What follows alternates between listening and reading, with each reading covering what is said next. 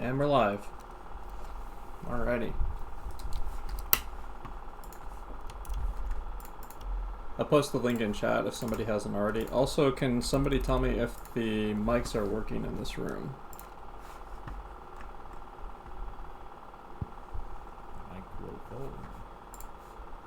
Alright. Good, because I'll want some feedback back and forth. I'm obviously be courteous when I'm trying to lecture a little bit, but I do want some back and forth and people asking questions and stuff. So the main place we're going to be watching this is going to be on Twitch, which I just linked in chat.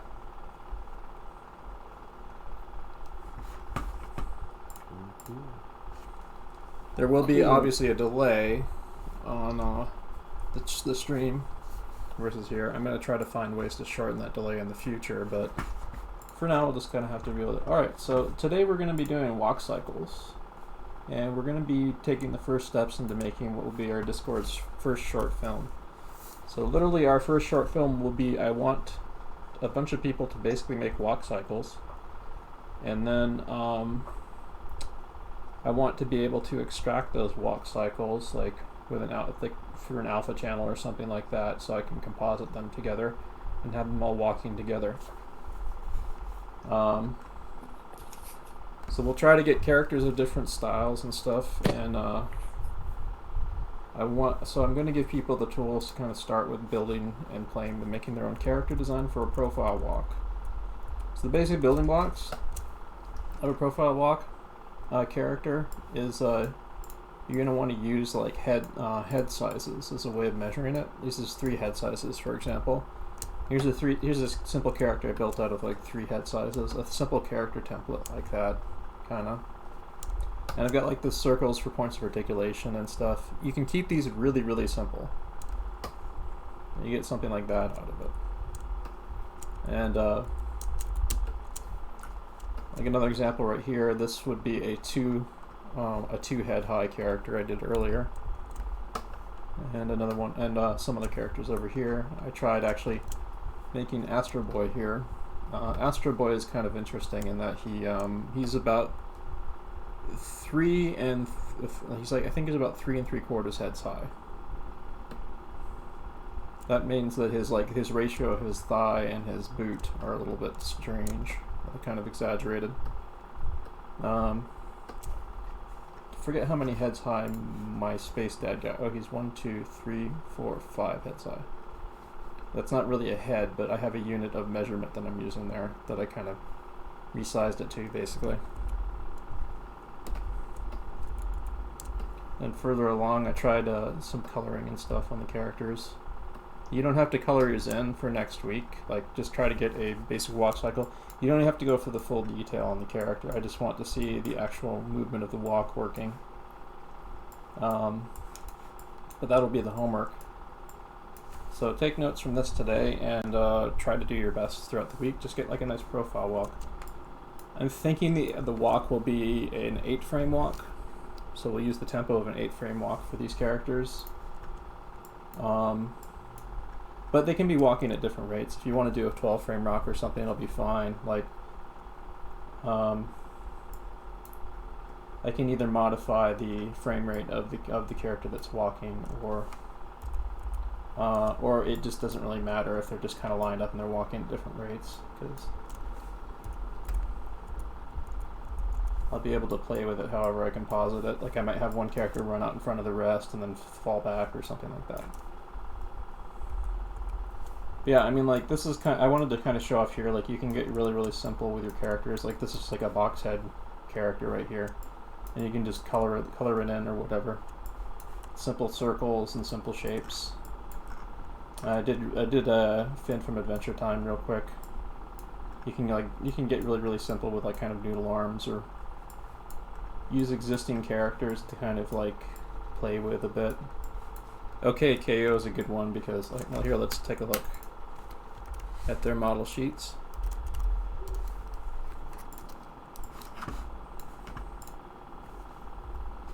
But here's some of the official model sheets for OKKO. You see it's very, very simple shape language and stuff. Like this guy, like this would kind of be a profile walk point of view right here.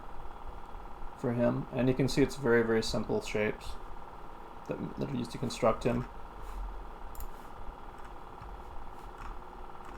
There might be some other characters that are good examples here. Like this guy. This guy's like you might want to say he's like a more evolved version of Finn, kind of.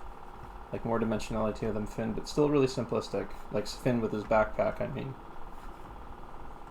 Instead of noodle arms, it's really simple cylinder shapes with the sleeves and circles for the fist. OKKO does draw full hands whenever they feel like it, but a lot of times they have like kind of ball fists, which is an interesting way to simplify. Like you can see, I think this is an official model sheet right here. And there's some examples, I guess, here. I hope this isn't like a fan art model sheet or something. I don't think I've seen that character, so I wouldn't know. Yeah. This character is pretty simple shapes and stuff. You feel free to steal from these shows and just like alter the design slightly. Just whatever gets you to the whatever gets you animating sooner. And the simpler you go, the better, really. Like should just be animating like circles and connecting lines. Whoops, sorry. So what I got here was this kind of lineup of characters. And I'm going to actually do like a kind of a demo here, showing how to break one of these down into a walk. So let's see here. I probably want to go with the simplest one, so I'll probably go with like something really, really, really simple.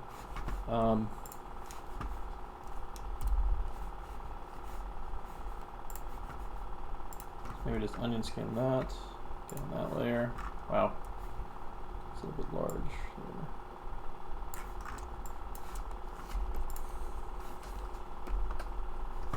So I'm gonna like use a unit of measurement for my heads, something like this.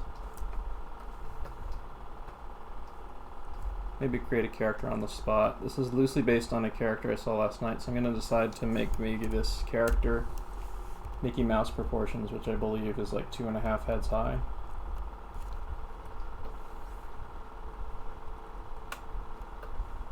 So like this.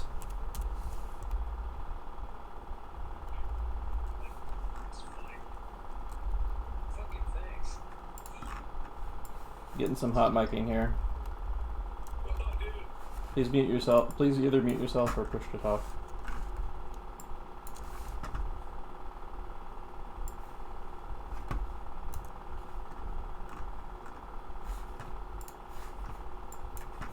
Sorry about like the scene, like the camera kind of jerking in and out when I zoom in and out a bit. That's a bug in this version of Harmony on Windows. It's a little annoying.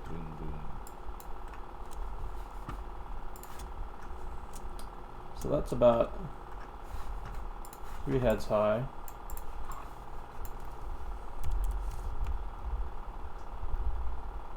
I'm gonna make this character, whatever they are yet, about 2.5 heads high.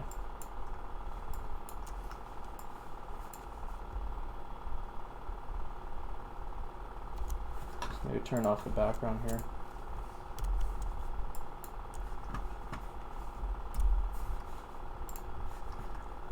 I've got a little bit of a guide here. For animating this, by the way, it doesn't matter what program you use as long as you're able to get a 2D animation that has that you can export with a transparent background. Not necessarily for next week, but like with next week, I want to see the actual animation. But anyway, I'm going to go over real quick about how to make a character for this, and then we're going to go over actually how to make walks. So I'm going to make this as simple as possible. We're just going to stick with actually just following the head template and just make it a circle based on the head template. And then for their body, we'll do kind of like a an S curve. Something like this. Here. Something that feels good.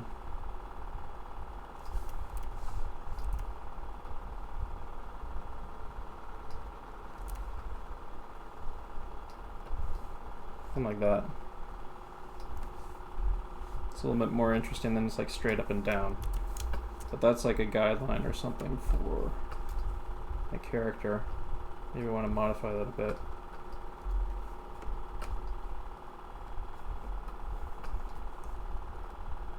So this character, I'm going to go really simple with it. So I'm not even going to give him a neck. It's just going to have like kind of a bean body here. So I'll have like a circle that's about halfway high. It's half a circle high right here for his lower body. And then like the upper body is just literally just that. Just two kind of C curves coming off the circle there. And then I've got this kind of line of action here that's going to help me figure out the foot. So I'm going to get this kind of circle down here, which will show me the point of articulation on the foot. On the ground plane, that's the that I forgot to say that line right there is the ground plane that the character is going to be standing on. The feet should be flat for this. So let's maybe make. I'm going to maybe like. Let's see. He kind of widens in the middle. Maybe I should. Let's try a couple shapes. Like either I could go like this, or like this, or I could go like bell-bottom shape, kind of. Actually, kind of like that. Let's do that.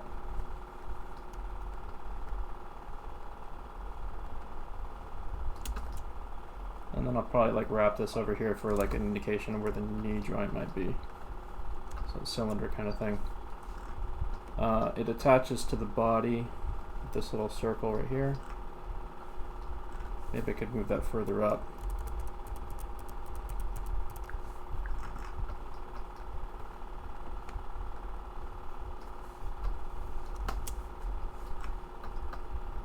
Move the knee up too.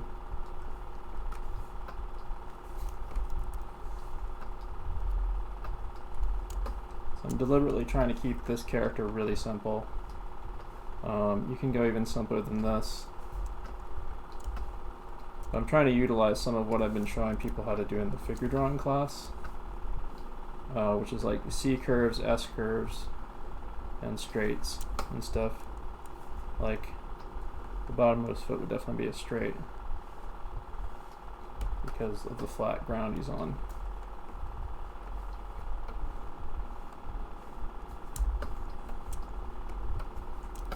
And so I got a halfway point across here. The classic way to do Disney style eyes is to have it resting on the eye line like that. So maybe we'll give him something like that, except I'm going to go even simpler.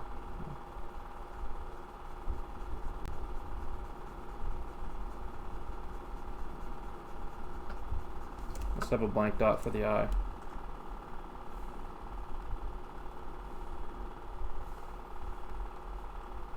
And then give him some kind of a mouth here. I could do something like this, like making like an animal face or a person's face or something like that. But I think I'm just gonna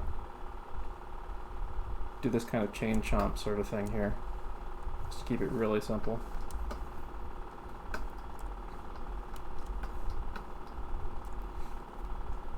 And the shoulder should maybe be, let's keep it on the head measurements actually. So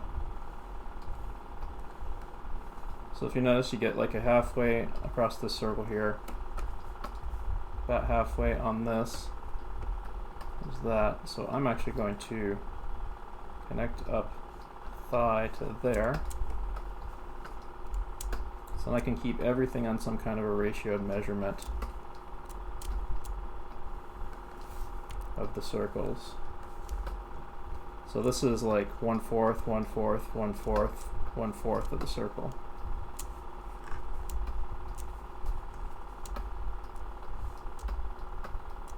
That means that I want to go 1/4 maybe where his knee is.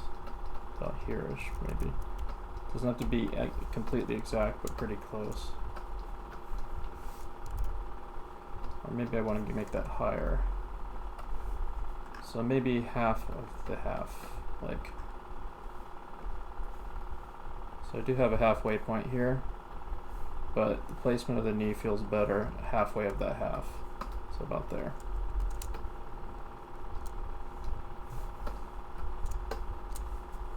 As long as you can keep track of what is where, at what level, you should be using some kind of a template to sort of guide you, like making little notes of 1/4, 1/4, 1/4, 1/8, 1/8.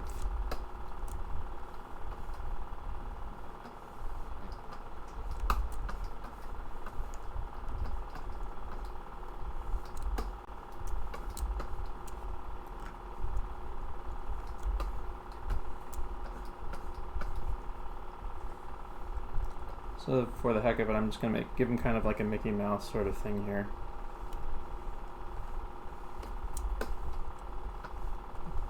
Let's throw some maybe some kind of abstract Mickey Mouse like ears that are squares on him.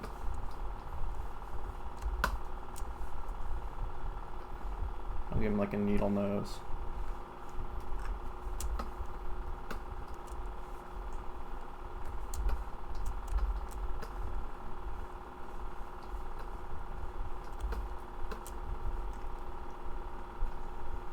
You can play with the character however you want. Just make sure that it's really simple. You might even want to start with like a character with none of the details I'm adding here, just like the circle and the basic structure. I mean, it should look like a Cuphead character, as someone pointed out in Discord chat, because this is using like basic, simple kind of rubber hose character construction a little bit. A lot of car shows and stuff now use kind of rubber hose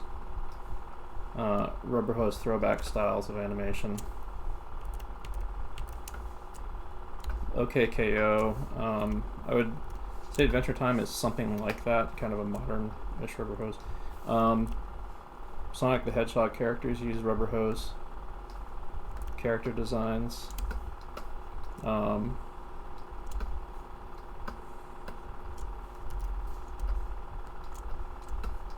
Rubber hose being like that, it's like the style of character animation you see in Cuphead, or like old Disney and Fleischer cartoons.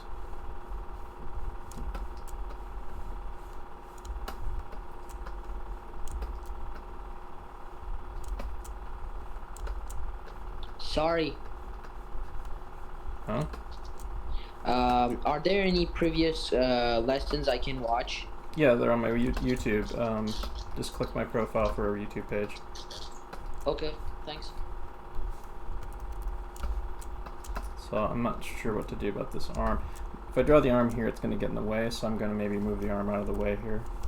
But the arm will follow the same point of articulation, kind of like this.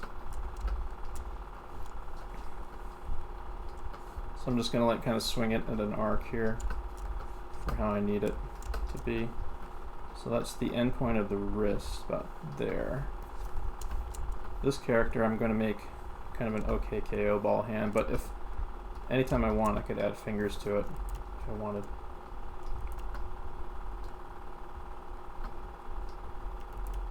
I'll probably go with the Mickey Mouse 3 fingers.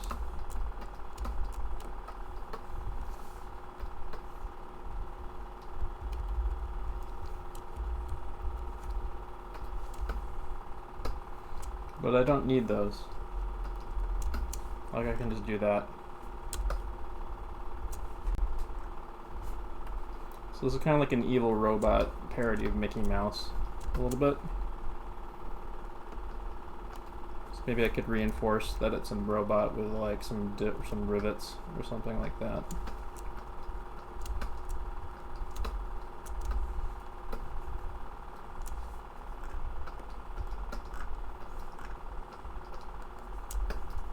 But I've got enough to work with right now.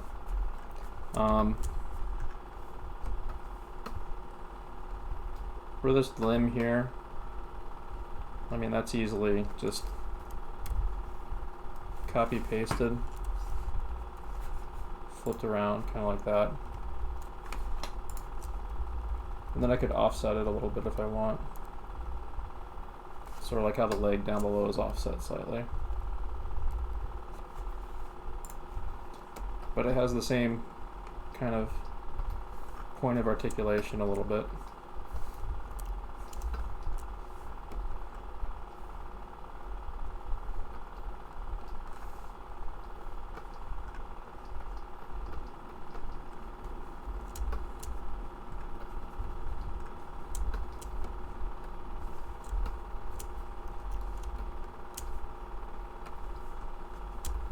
Let's maybe throw a tail on him. Tails are secondary actions, by the way. So we're not going to necessarily cover them too much in this one. But like tails are something that you animate after you've animated the rest of the character.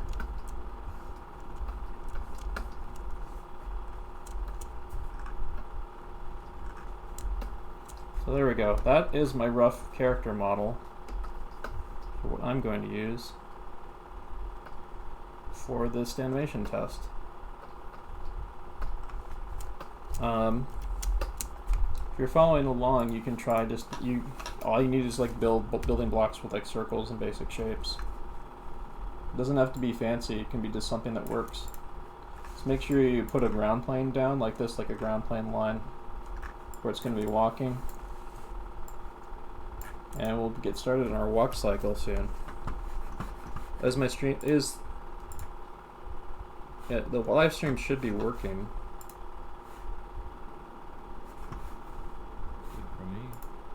Yeah. Can the live stream freeze? No, it's working. Yeah, make sure you refresh it if the Twitch live stream is dead. But it's a Twitch link to go to watch this. So maybe I want to do like a little bit more cleaned up version of this before I get started. So I'm gonna just maybe break that down into basic shapes, just so I have a much cleaner template guide to work with. So I'm gonna actually just use the ellipse tool, maybe pump up that so it's a little more visible.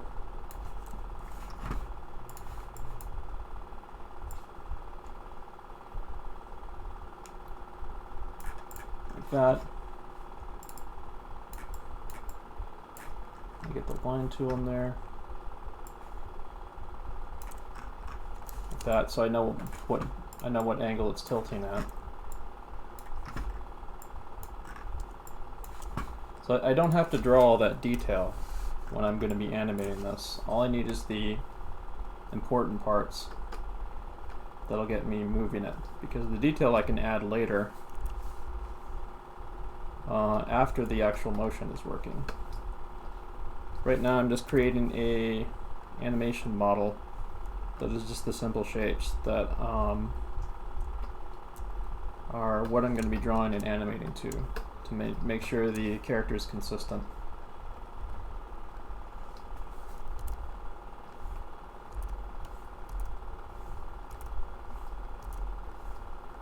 Something like that.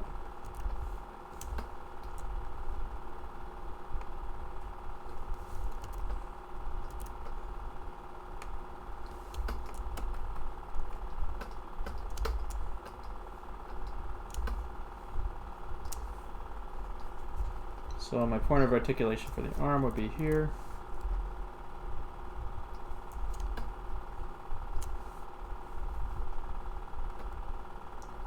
And then I'm just going to make some lines here. Notice that they're like tapering a little bit. They're getting slightly smaller at the end here. That's on purpose. So I want for this particular character, I decided to make their arms taper slightly, kind of like that. But you don't have to. You can make them. You can make a character with straighter lines to them, or kind of like Finn from Adventure Time noodle arms. This character I actually want some defined articulation on, so that's why I'm putting that in there.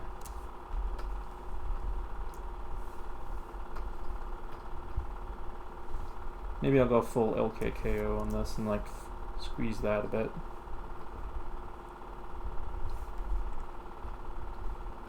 So it's more like the OKKO bald fist, something like that.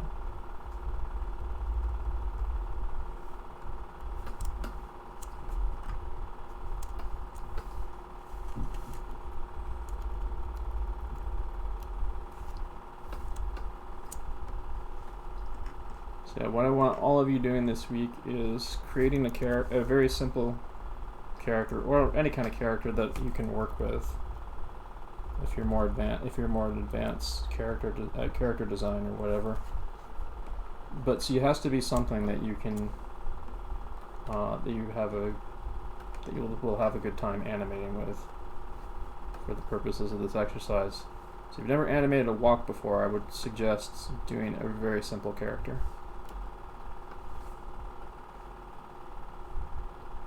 Like what I'm doing right here is actually probably might be a little bit more complex than what some people should be animating. But I'll show some examples from the Richard Williams book of just like how simple you can go. And that will give people something to work with. And what's cool is like if you animate something as simple as in the Richard Williams book that I'm going to be showing later, then you can add detail to make a character out of it later, or modify it into being a different proportion character or something.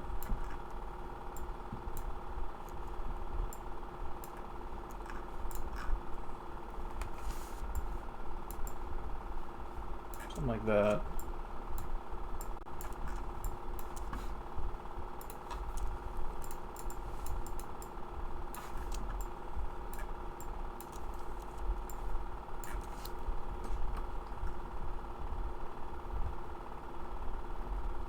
Kind of a potato foot here, like that.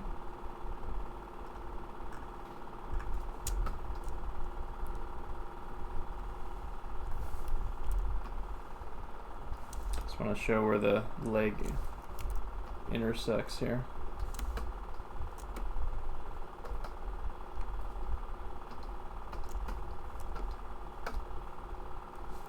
I'll leave the edges on here just so I can like find where the ground plane is a little easier. But yeah, there's my basic character. I'll throw just an indication of his back, where the position of his back limbs here.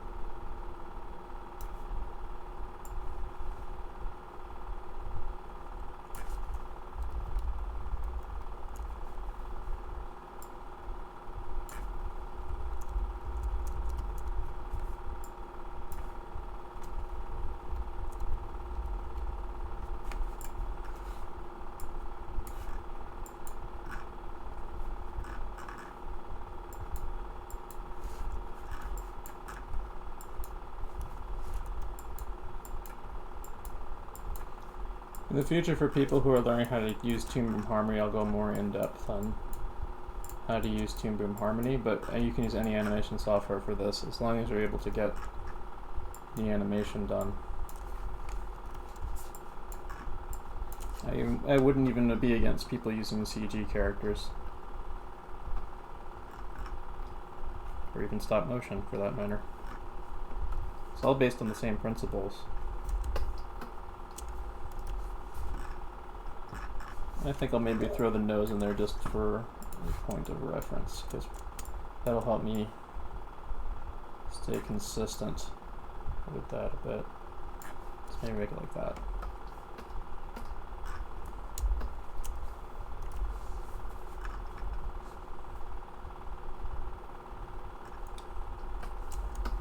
I'll just toss the tail on.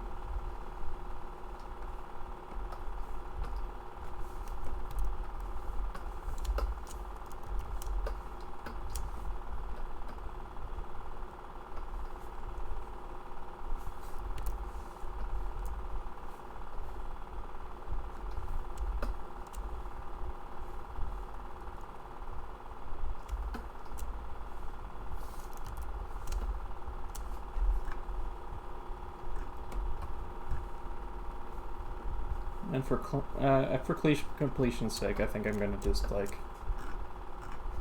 do some of the features in here.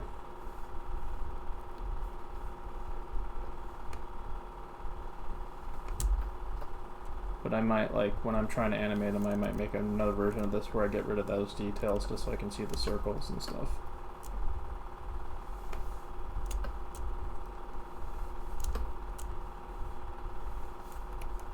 So his nose goes a little bit over his teeth. Like if this is from the if I was going to do a turnaround on this character, the nose would be going over the front of the teeth.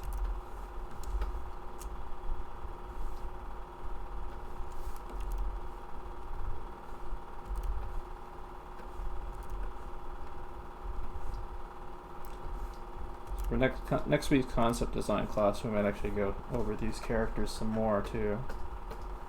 The characters that people have started here. Go over some of the problem solving that can be involved with like creating characters from different angles and turning them around and stuff. So won't be erasing that center line there.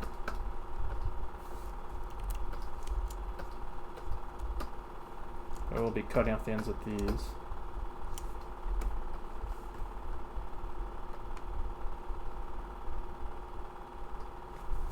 Something like that. Maybe modify that a little bit. Oof.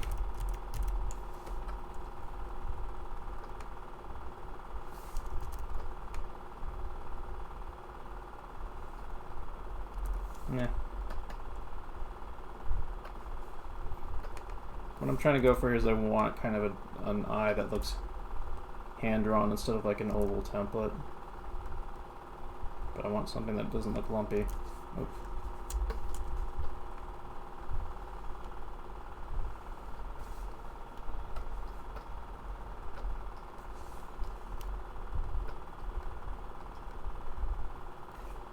That might work. So this won't be perfect. This is just for my general proportions on this character. Whoops. I can worry about making it more on model or whatever later.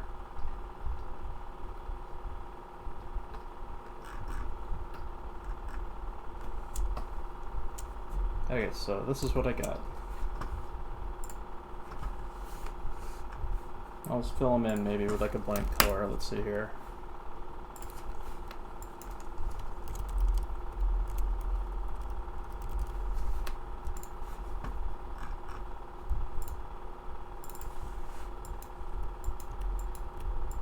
It's good to say organized. Like in Tomb of Harmony, you want to organize your colors and so on by folder and so on.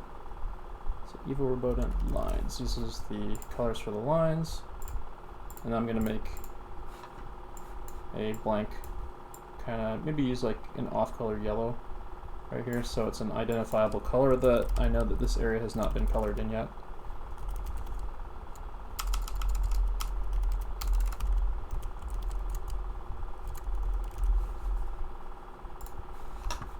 Let's call that blank.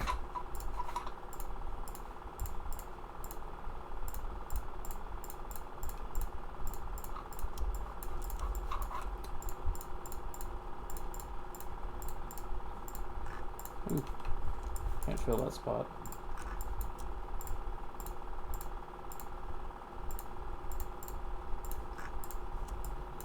Yeah, there's some spots that it's not letting me fill in on. Let's find out what that is.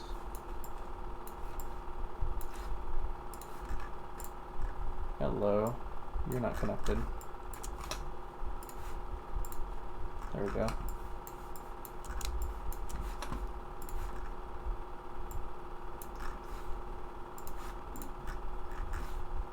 Connect both of these lines here so that I can do the fill. Whoops. What's going on here?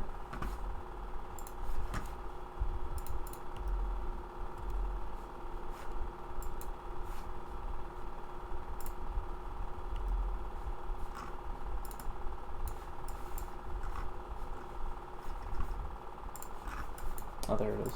Okay.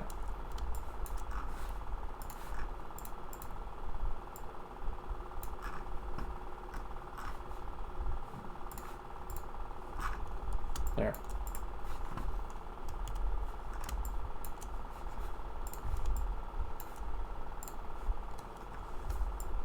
So this is my basic character model for what I'm going to be doing on this walk cycle. And now it's time for me to go over walks. So walking is a process of falling over and catching yourself just in time. There's a tendency to lean forward in a walk. This is going from some notes in the Richard Williams Animator's Survival Kit book, which is the main guide that we'll be using here. Which you'll be using here to follow. And I strongly recommend picking this book up here. I'll show it on screen. Survival Kit. We might show some excerpts from it that have to do with the pages that we're going to be using mainly for the guide in this walk. But here's the Animator's Survival Kit, and I strongly recommend everyone here picking a copy of this up somehow. And the main thing we're going to be doing is stuff like referring to is stuff like this.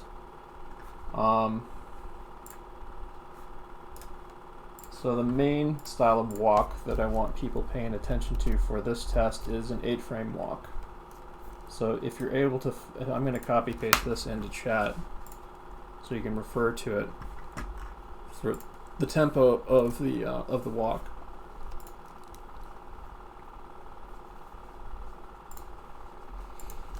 But that's going to be the basic tempo of the walk. We're going to be using basic ups and downs. Like the way walks work, you have a contact position, a down, a passing position, an up, and another contact between each step. Like that's one full step right there. You see that back leg right there that moves across there? So that's what you're going to be doing through this to start with. You're also going to be adding a swing to the arms, but you won't be adding that until you get this working first.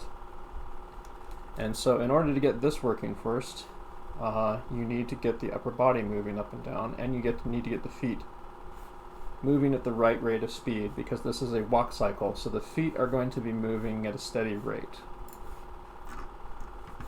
So first things first, I'm going to copy paste this guy, because this is my new template. I'm going to make a new layer and turn off everything else that I've got here. Turn all that off. Turn on my white color card, turn that off.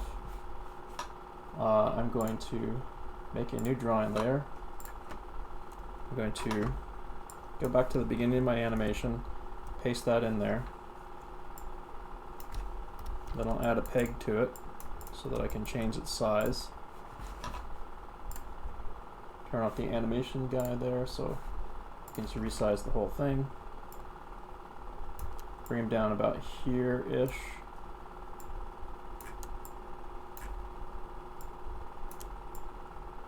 Somewhere around there.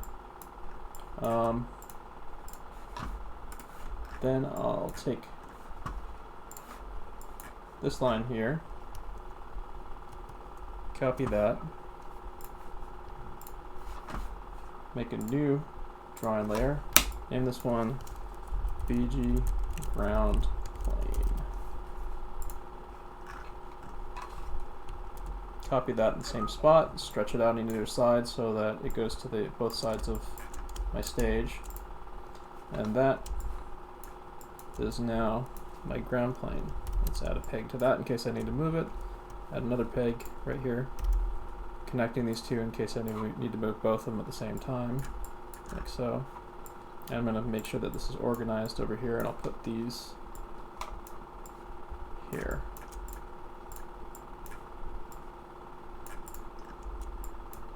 I'm going to rename this into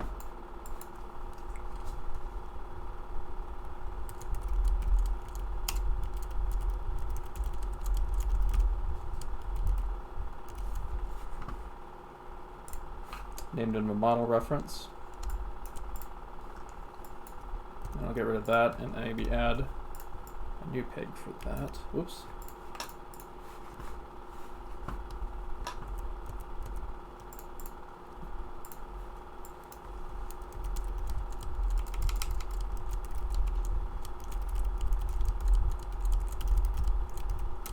no matter what drawing program you're using, you want to try to stay organized. Whoops.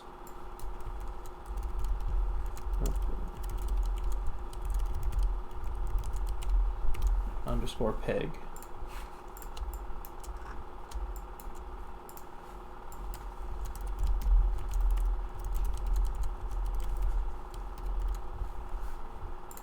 So I made a master peg, so now everything's nicely organized here.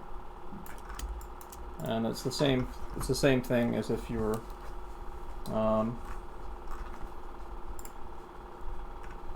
were doing like layers in Flash or whatever the program you want to use. Alright, so I'm going to be drawing most of this freehand instead of using those templates, because I just want to get more drawing mileage in here. So I'm going to make a new drawing layer.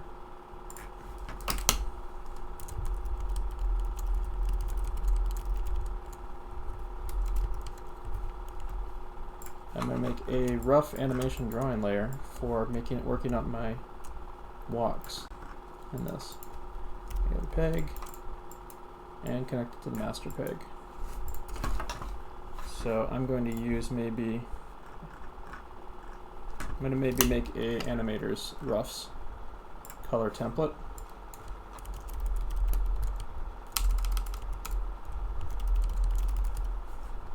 Which will have a little array of colors in here for me. I'm not going to be too worried about naming these for now, but I need a red, I need a blue, and I need a green, and I'll add any more if I really need any more. But I need colors to differentiate things, basically. And darkish green. Something that shows up really well.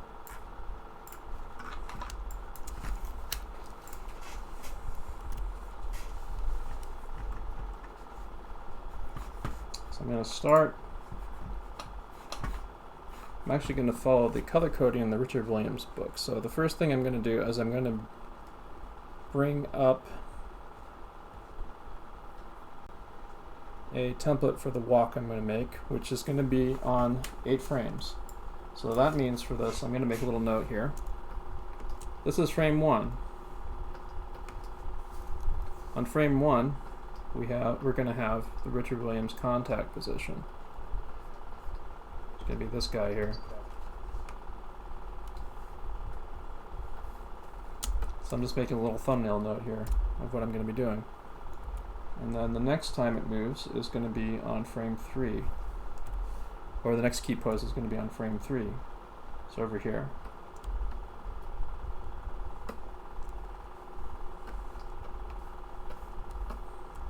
That's going to be the down, which means it's going to be down like this. I'm going to color code these actually, according to how Richard Williams has them.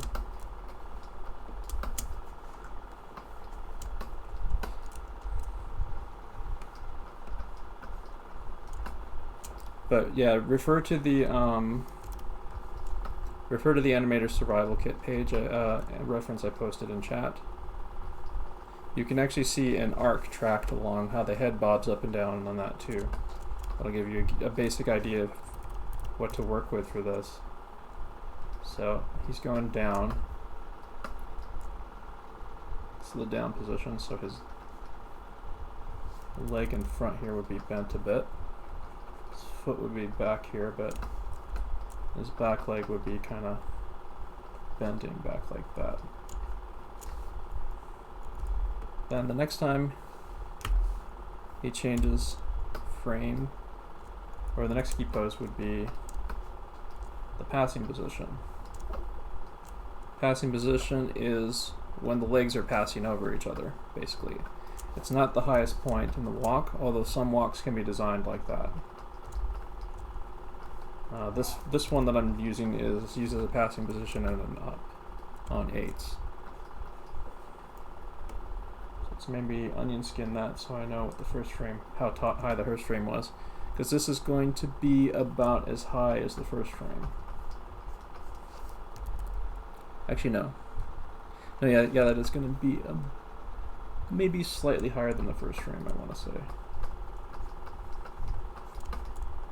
like there-ish.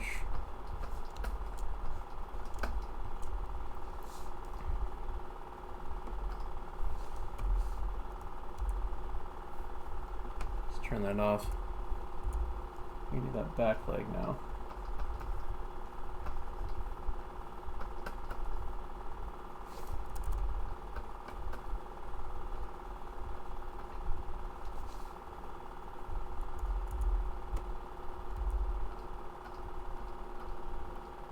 So next time he moves will be frame 7. Frame 7 is going to be the up, so I'm going to color code that green.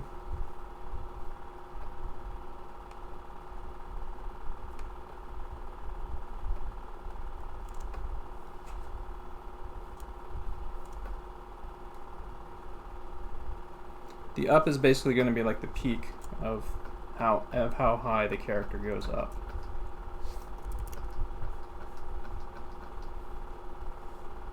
And they're going that high up because of their back leg raising them off the ground a little bit from the ball of their foot as they're sort of falling their body forward.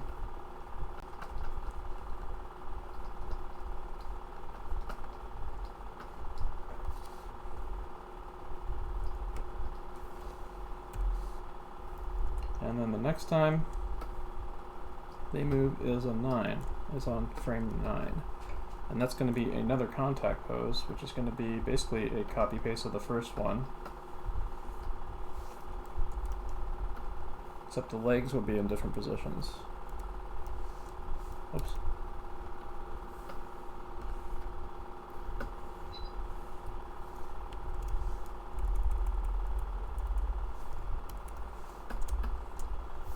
That means I need to make it clear that one leg is in front of the other, basically.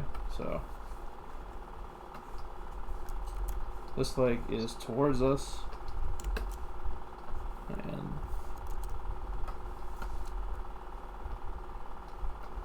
this leg is behind the body. Just darken that in.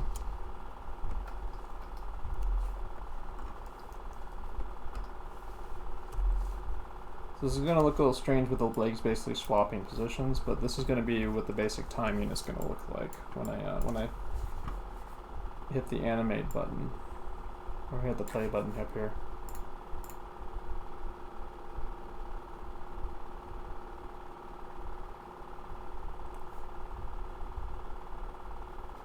So yeah, that's the basic timing of the walk.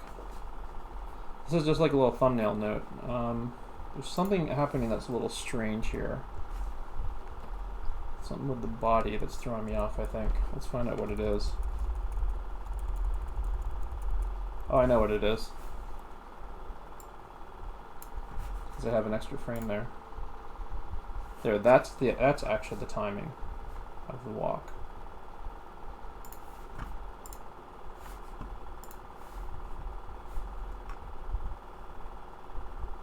Yeah, I had the contact position twice, so it was basically like doubling up on the frame. This is about how fast your walk is going to go if you animate it on 8s. I would say that you want to, for the test this week, you want to maybe aim for animating on 8s or 12s. 8s is a little easier, 12s is a little bit more realistic but challenging. 16s is also easy, but you're going to be doing more frames. So this little guy, here, let's extend the reference out for him. He's going to be using the same timing as my little guy there. So let's see here. I'm actually going to rename this. Actually, I'm going to make a new layer for my roughs, because those are almost like my thumbnail roughs.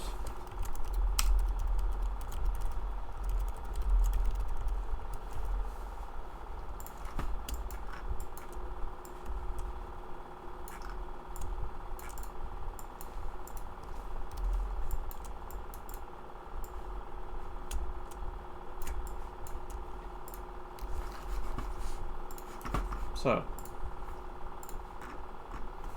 First thing I should do is figure out how high off the ground is he going to be for each of these. Oh, actually no. Instead of working out the whole pose, what I'm going to do first is I'm going to like kind of do like a rough sketch over where the head is.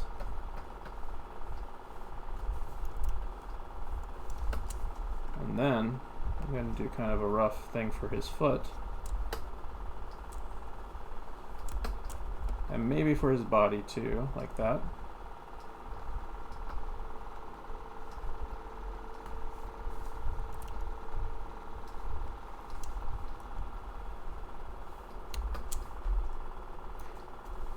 It's going to look a little bit like kind of a Rayman character now. So, but that's okay. That's what I want. I'm going to turn off him.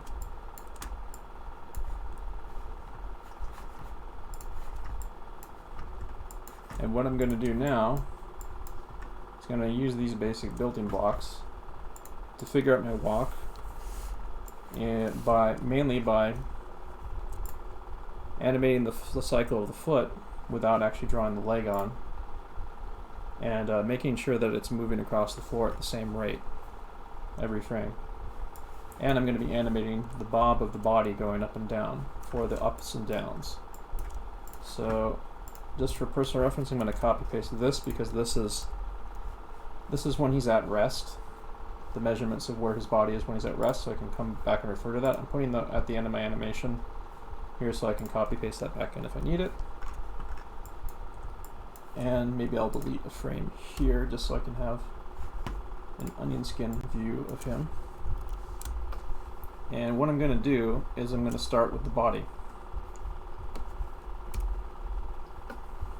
So I'll maybe copy paste that. Could draw this in. Just for this exercise, I'm going to copy paste it. So let's see. Maybe I want to start with the contact in the up.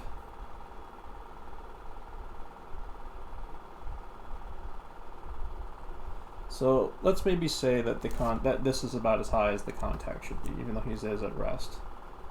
So I'll maybe say his heel is about here.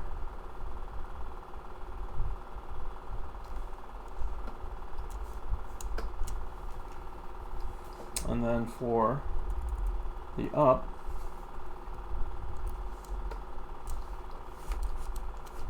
I'll just copy paste this and move it like a good ways up, like something like that.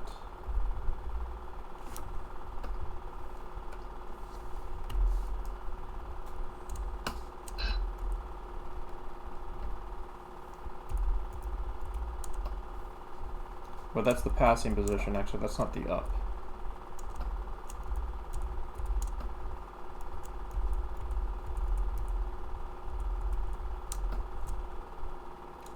And then I got another contact position at the end here, so let's grab this, bring it over to here.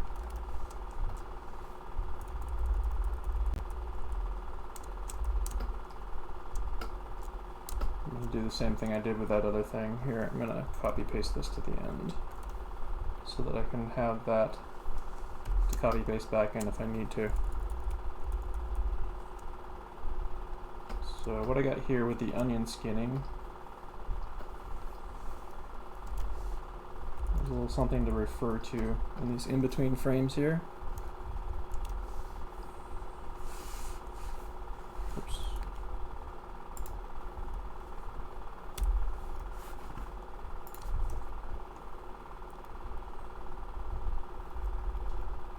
So I'm going to favor, if you notice I'm moving closer towards the down, I'm going to favor the down slightly on this to kind of cushion it a bit.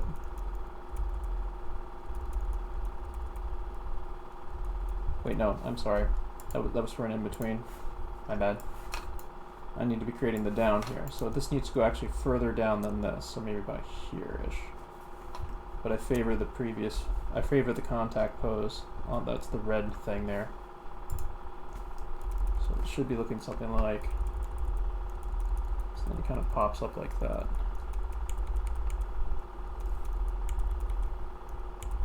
But I'll be making in-betweens here, which will smooth that out some more after we get the basic poses down.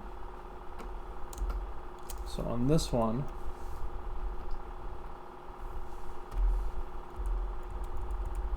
should probably scooch that in so I can get the onion skinning right.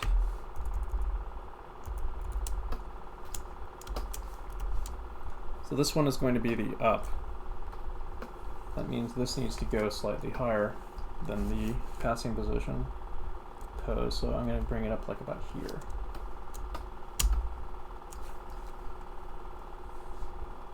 Let's see, my unit of measurement for how the feet move maybe should be the length of a foot for this. Let's see how that works out. First, I'm going to turn him back on.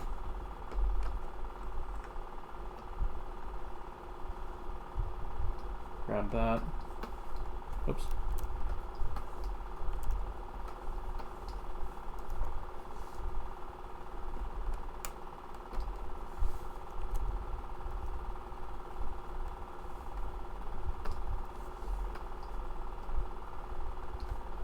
I'm going to do a quick draw over of this foot just to yoink it. Turn that off. So the first contact pose, the other foot will be back there, but I'm not going to measure that just yet. Let's see here. So at the passing position, the foot's going to be about here. So it's following the line of action of the body. Let's see where that puts us in relation to the first drawing.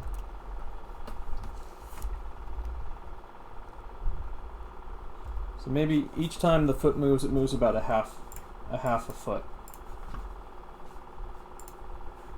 So on this frame, which is the down, it'd be about there-ish, I want to say. So it's moving about halfway between the 2 feet, about half the length of a foot or so.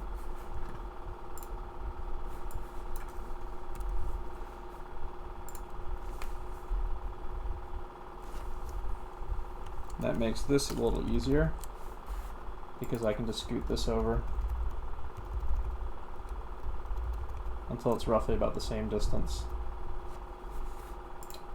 as those are, because the foot has to be moving at a steady rate, you see.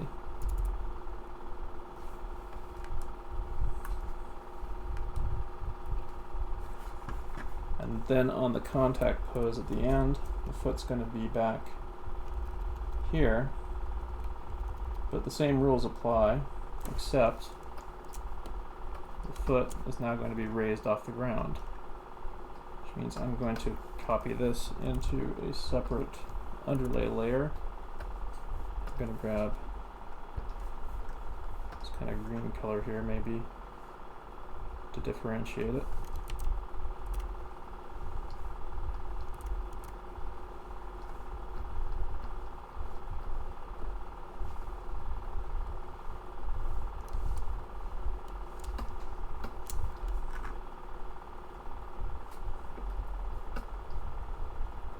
Oops.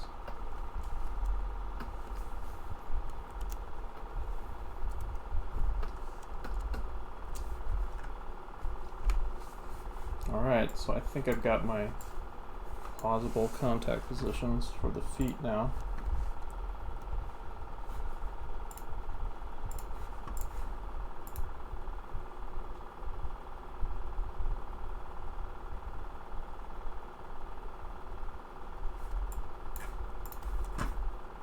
And now I've got to do feet coming off the ground. So I'm going to use a different color. I'm going to maybe plot an arc for how the foot travels. Let's see here.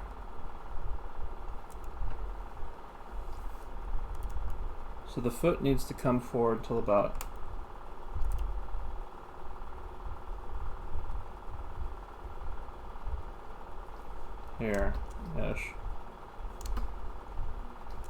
And that will be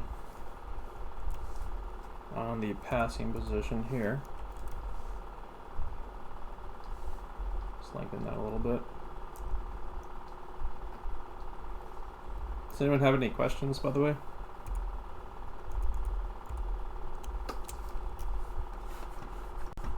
You do? I mean, it doesn't matter the size, the proportion.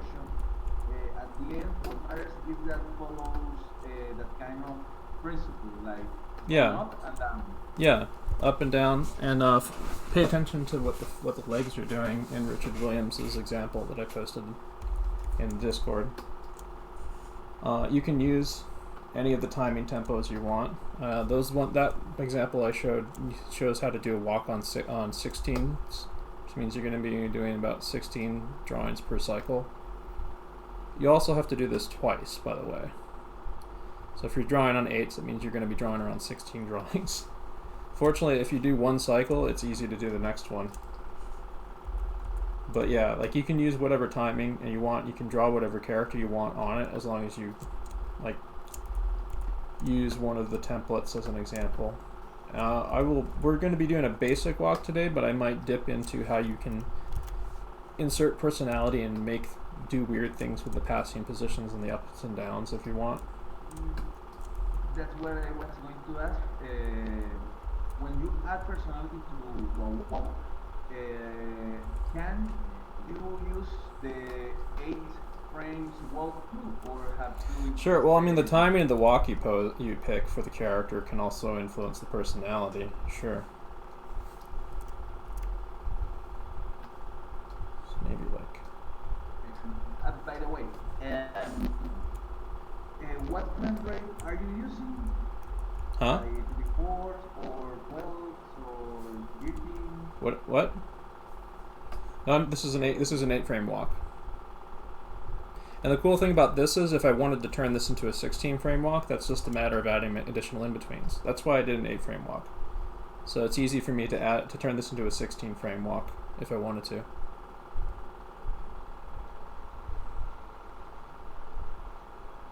Thank you. Mm-hmm. Now let's see here. So his legs lifting up off the ground back there. Let's see how this looks. There we go. It's kind of looking a little like a Rayman character. I'm not too sure about the up and down bounce yet, but it's looking kind of like a walk. And that's all we need right now. So then, once you got that, it's not too hard. Like, you just need to know what your point of articulation is for the limbs, and then you can kind of work those in.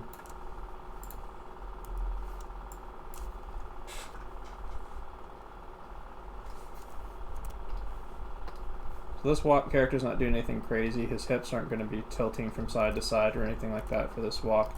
So the point of articulation is going to stay about the same.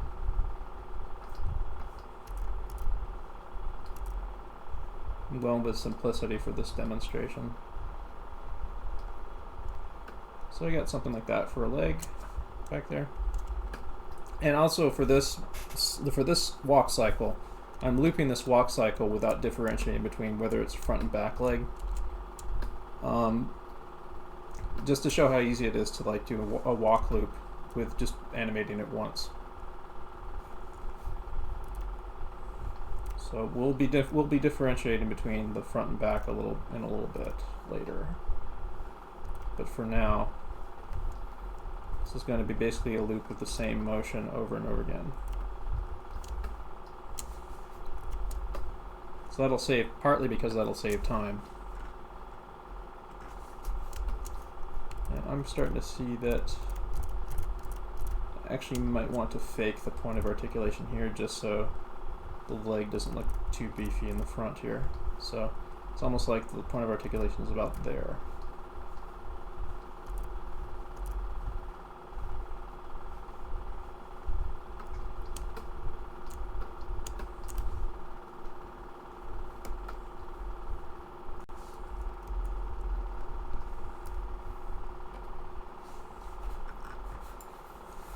So this whole thing is easily copy pasted into my second contact position here.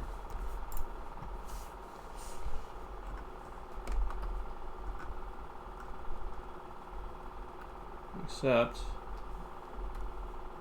I actually may want to do this. So I think I am going to make that point of articulation. Maybe move a bit. It's kind of like his hips are swiveling a little bit. So that means if his hips are over here, the point that his tail exits his body would be like showing more towards us there. That's okay. That means I'm just going to be animating this going back, the little point of articulation going back and forth.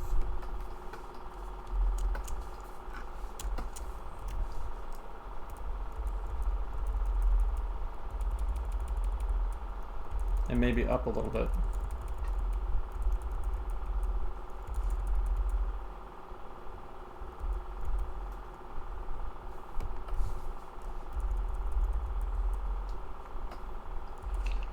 Hello. Hey.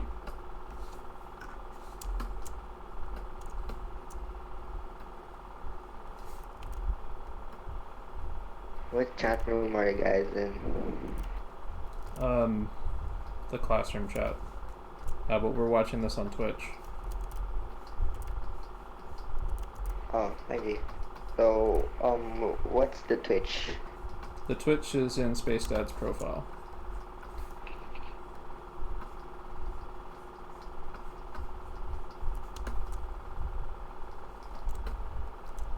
There we go. Get that kind of back leg in there. This is gonna be a little imperfect and kind of stodgy. We'll kind of power through this, like, so the limbs are not gonna be, are gonna look a little strange on some of these. Unless I get some time to correct them a bit. But that's okay for this demo. This demo is also my practice, by the way. So I haven't done walks in a while, and you're getting to see me do my practice live. Walks are one of the hardest things to animate, by the way.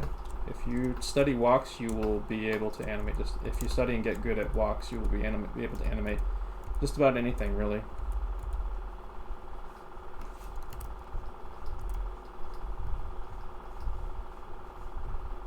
But there's so many different kinds of walks, like tons. Different personalities to walks, different tempos, different body types.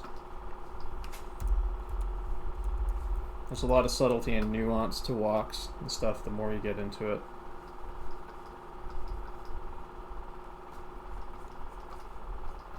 I'm gonna just kind of freestyle it right now.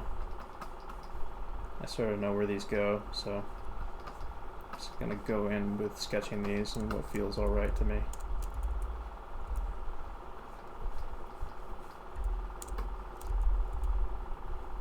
So maybe let's raise that up there, like I was saying.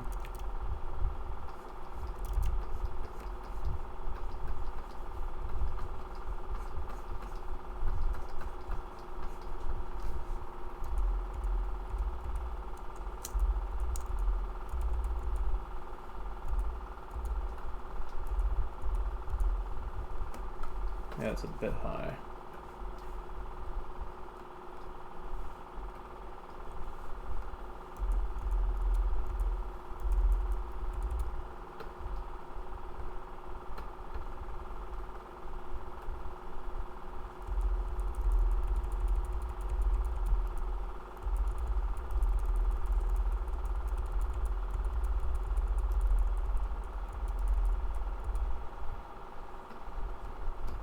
Let's maybe raise that point of articulation a little bit.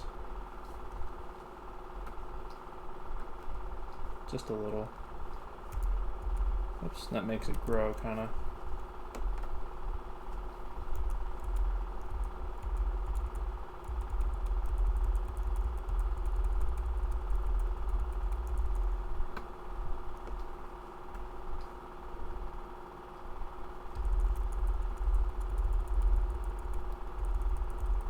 That might be good enough. Just get rid of the reference.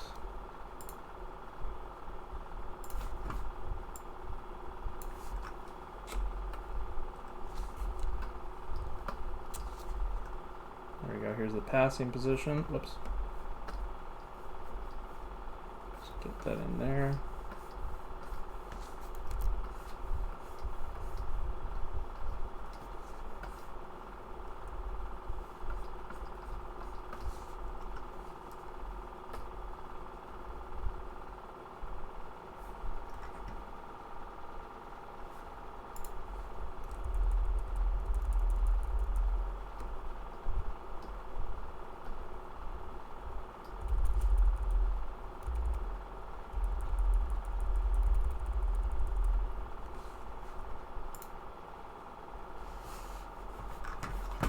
I'm going to copy paste these in to the additional frames later.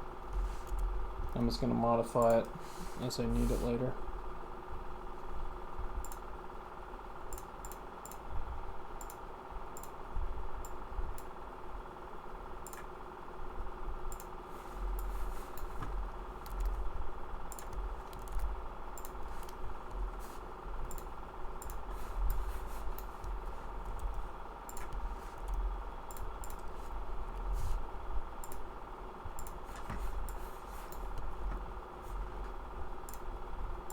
That's where it loops back there.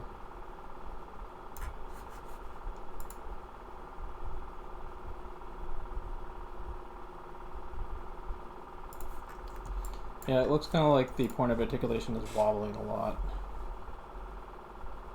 rather than kind of like rolling his hip. So I might want to fix that. I'll just keep it in the same spot. So this should maybe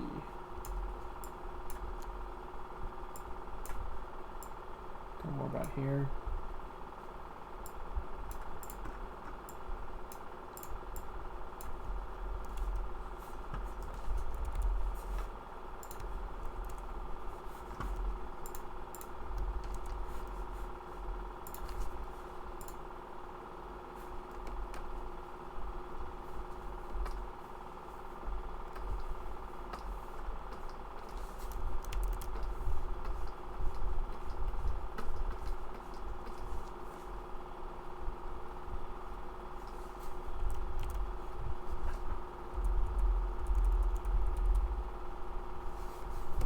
Oops, messed that up.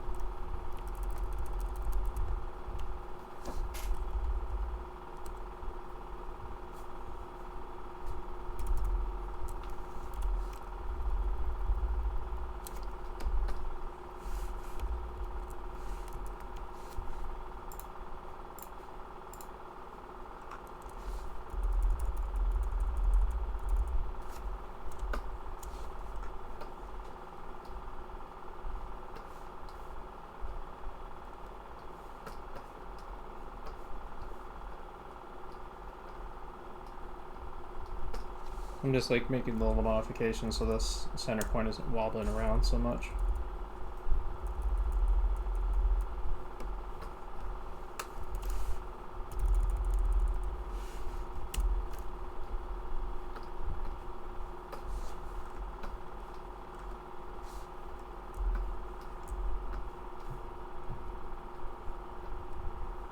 There we go.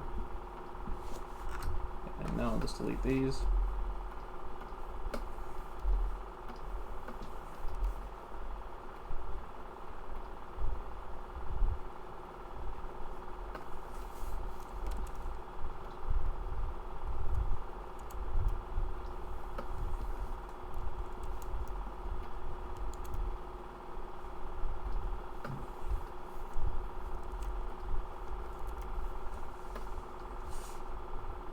It's a little better.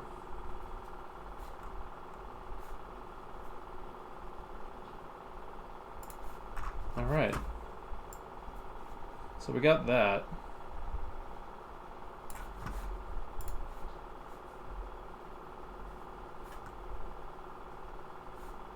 We got a nice 8-frame walk cycle going up to ending at frame 16 here and looping back around to frame 1. So the next step after you start a walk is you want the swing of the arms.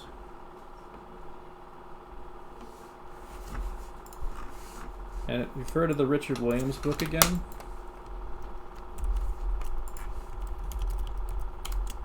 Yeah, let's see if I can screenshot this.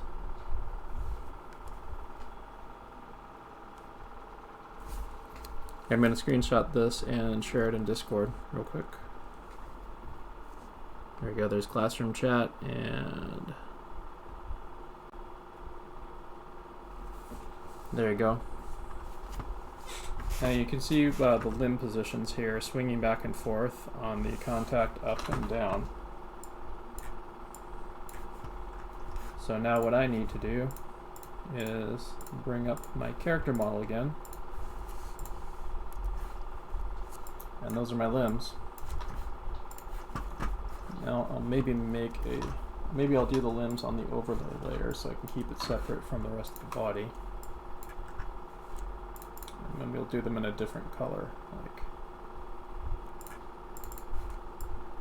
like a dark purple or something. Just so I know what I'm looking at.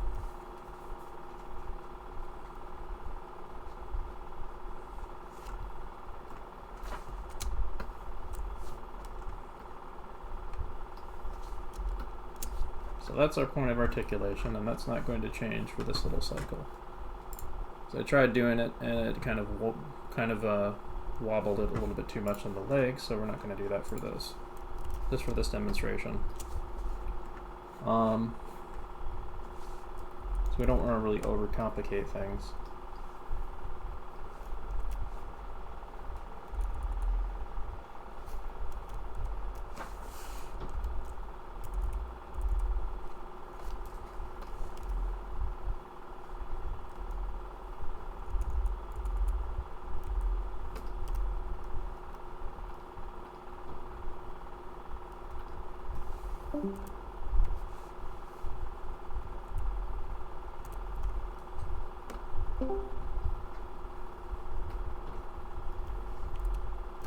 Wonder what happened there. Alright, so let's see here. I got this. Should copy paste just fine. Yeah. There we go. Just drop that down a little bit so it's pretty closely following the body there.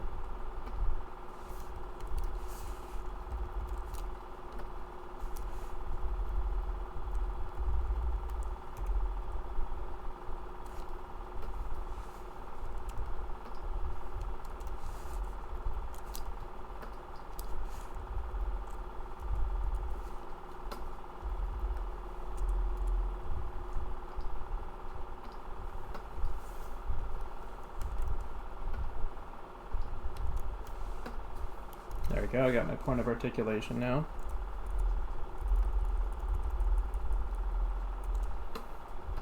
Now let's go back to my thumbnails again real quick and maybe make some notes about how to swing the arms.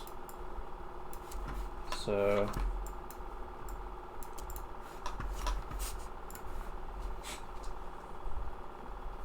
that's the back leg back there, which means the back arm is going to be on the opposite side like this.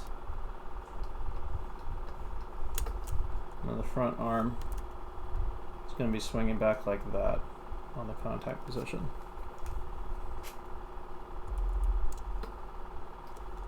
Well, on the down, the arms are going to go a little bit even wider. Or on the down, the arms are going to go even wider across the body like that. On the passing position, they start moving closer together again.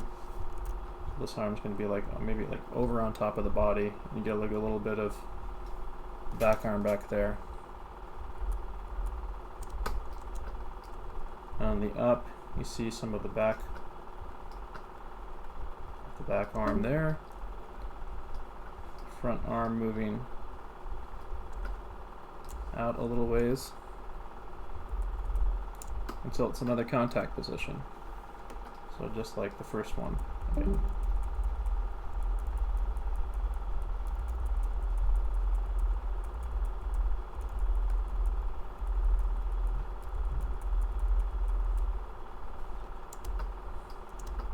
but again, opposite limbs. So that means that the back limb is going to be back here. The front limb is going to be over here.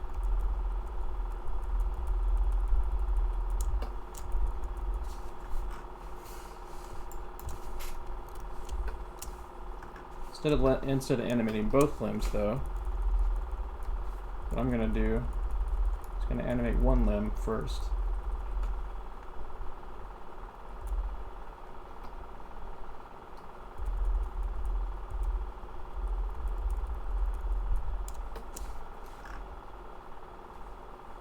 Let's see, about where would the limb be here?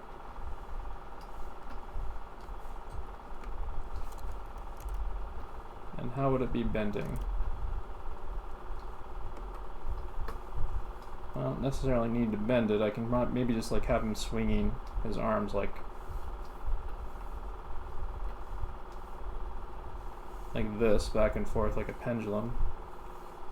And then if I wanted to, I could go back in and change that.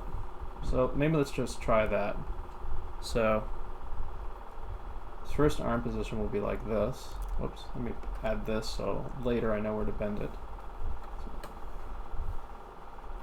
So first arm position will be like this.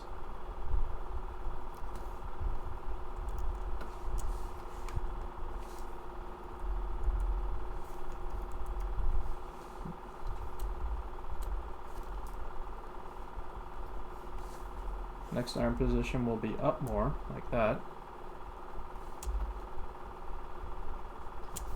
So, excuse me, a question. Yeah. I've noticed in the thumbnail that the shoulders are twisting along the torso. You roboted real bad there, so I couldn't hear you. Can you repeat that? I noticed that the shoulders are changing positions too. Yeah. Well, for the purposes of this character that I'm doing, I'm not changing the positions of the shoulders. Like you can see the shoulders shifting back and forth there, but you don't necessarily have to go with that complex of articulation for this. You can add that in later, but you can make things like really, really simple for these, and then just add more complexity, and then try out more complexity as you want. That's kind of what we're going to be doing.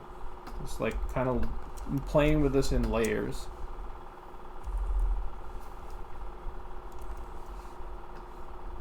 Got it. Yeah. So that the idea is that we're doing this like as simple as we can, relatively speaking, so that we can start adding in additional things and understanding it more.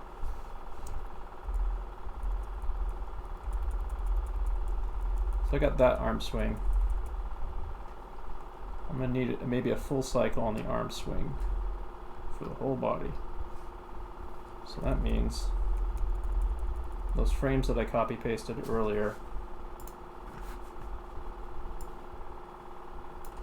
are going to need this.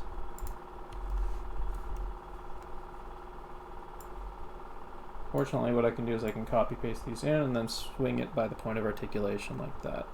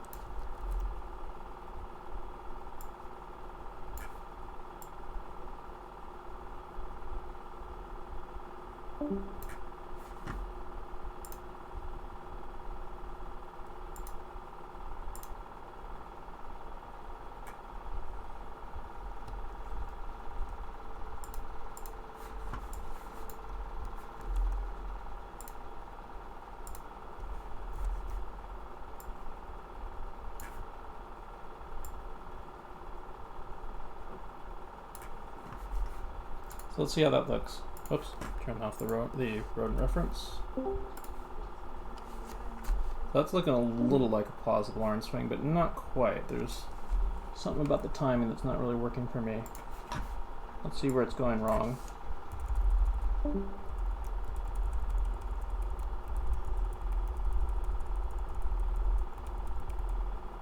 I think that's too much of a jump. That might be it.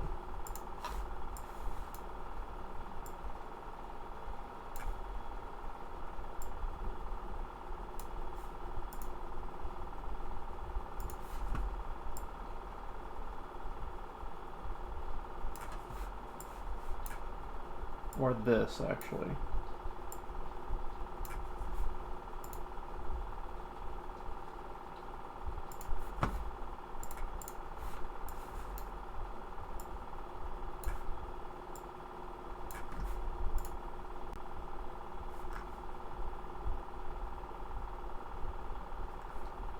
Like, it needs to look more like a pendulum to me.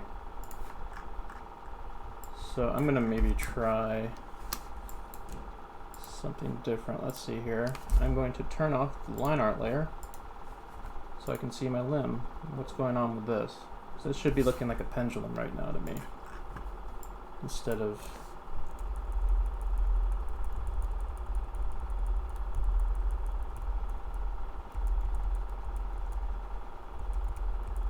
yeah, that's too much of a jump, I think.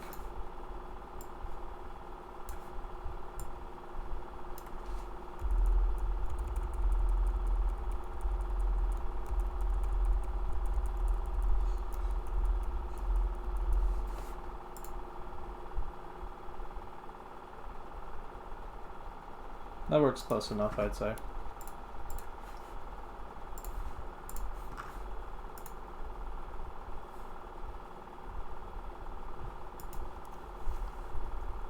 So we got that. Now, I'm going to try maybe a little trick here. Let's see, I'll duplicate this.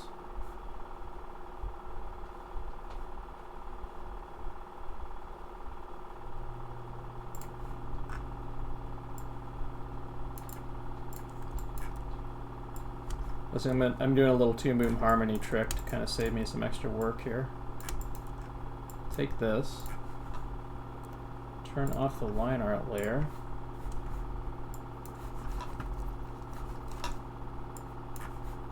turn on the animate guy. Actually, no, I don't need to, actually. I don't need to repose anything. What I can do is that, I think. Oops.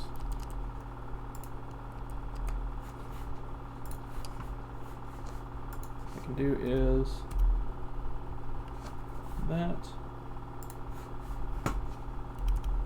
that, whoops.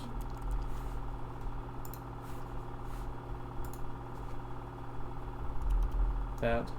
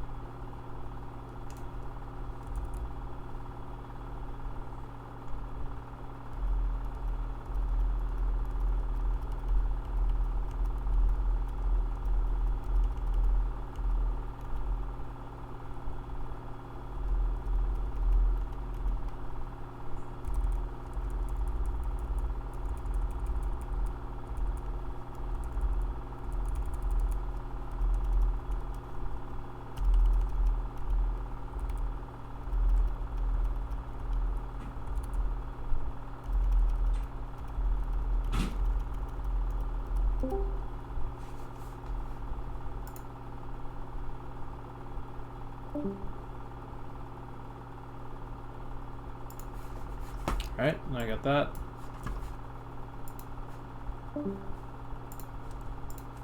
So if you notice what it is, I duplicated the arm. And now I'm going to color code it so it looks more obviously like it's behind the body. And maybe I'll further reinforce that by adding the fill layer. Well, I won't worry about that right now, but I'm going to change the color of this to something else. Maybe a much darker purple, like that.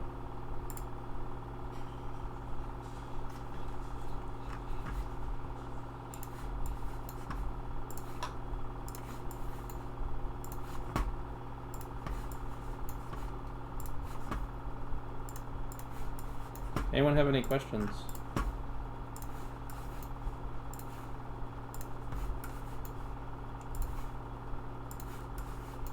So, is everyone able to follow what the homework instructions are? And do you think you have a good idea of what to do so far?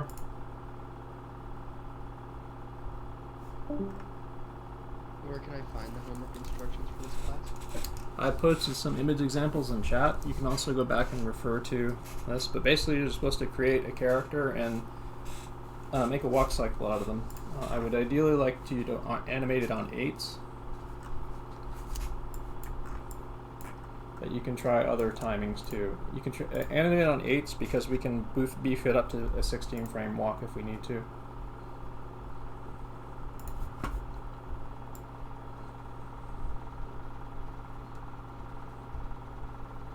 Yeah, now we got this, and this is kind of working pretty okay.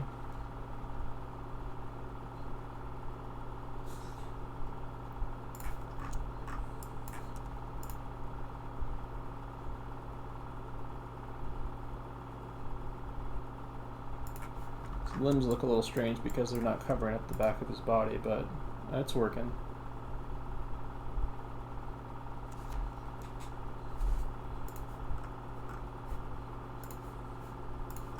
I'm going to keep his limbs sort of like that, but some things I could do on this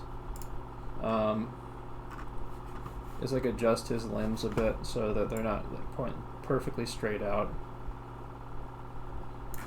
I'm going to keep them like that for kind of like an OKKO sort of thing here.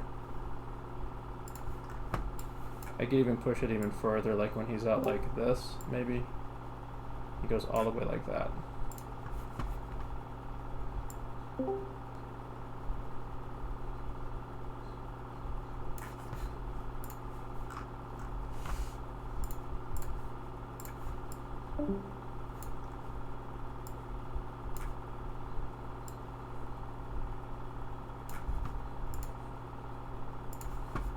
Let's see that.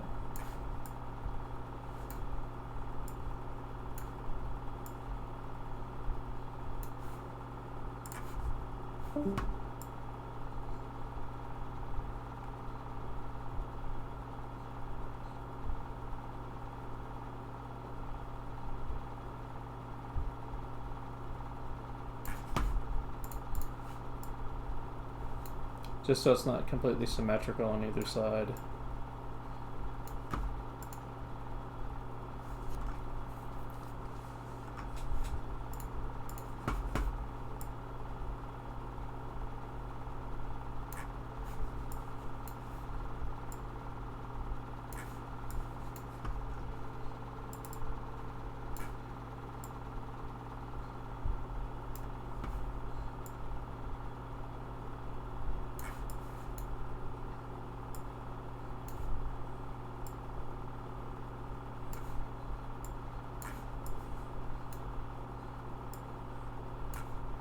So I'm kind of playing with it a bit, just to see what happens if I do certain things. If I change the timing of the swing of the arms, push it out more. And you're welcome to play with your animation, redraw it, or retime it, or whatever you want.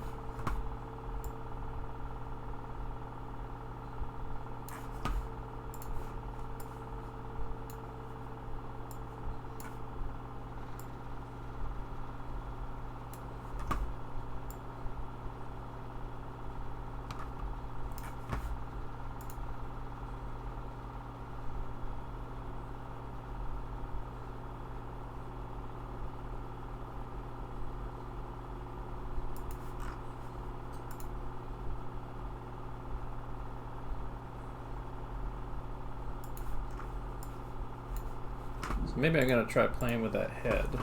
It's on the line layer. So let's maybe say when he's up, he tilts his head like that. And when he's down, he tilts his head up. Because I have that line across there, I know what axis it's tilted on.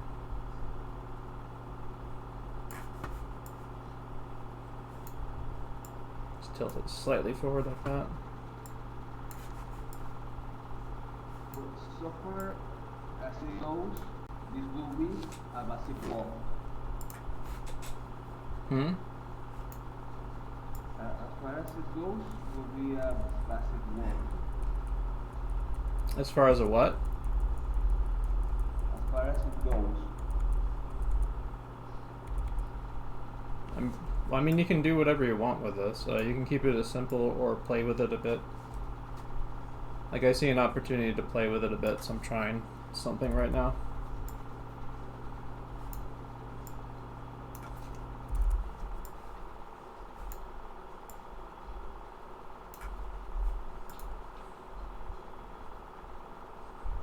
I kind of like that.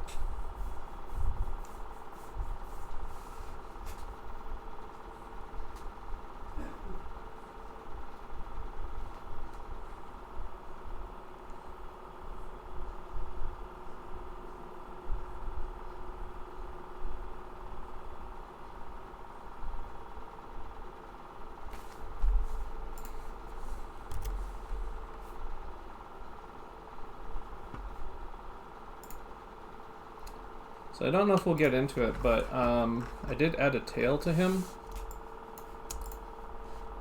And in order to animate that tail that appears on him, it's like kind of a Mickey Mouse tail, there's a principle of animation called the wave principle. I don't know if we'll go over it this week. That might be something that's good to go over next week. But here, let me see if I can show you on screen with a wave principle test I did when I was trying to warm up a few months ago, like sometime last year or whatever.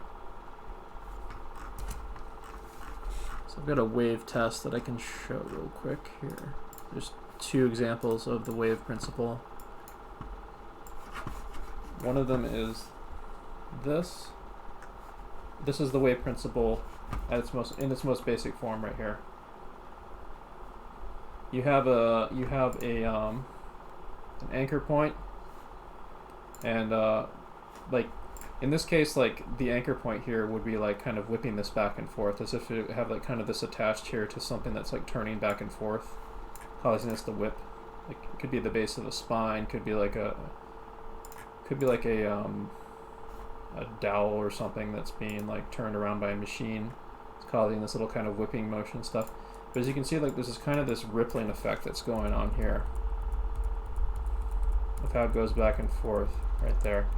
Where like the bottom of it kind of leads in, and then the top of it sort of whips and follows like that. So the wave principle actually is in the Animator Survival Kit. I don't know if I'll do a full demonstration of it here. Might be good to do it actually on the tail.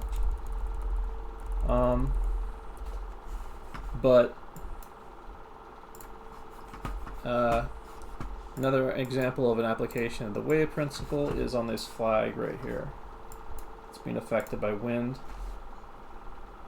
This is kind of a low frame rate flag test, but it's sort of rippling out here, being affected by the wind, basically. That's kind of really basic flag test. This is also in the Richard Williams book as well. But it follows the same principle as that little wave principle basic thing I showed you just now does, where it ripples out from an anchor point.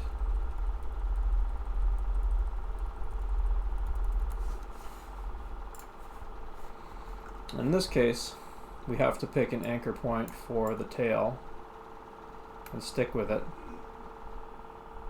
for the whole body here, and then that will drive the up and down of the up and down motion of the tail.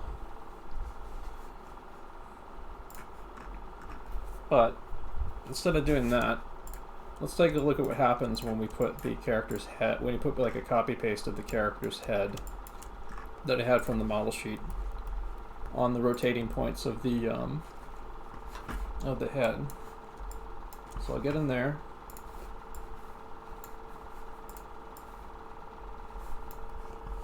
I'm going to create a new layer where I can repose this. Like if I was going to make a rig in Harmony, I'd break up the limbs and stuff and like add different joints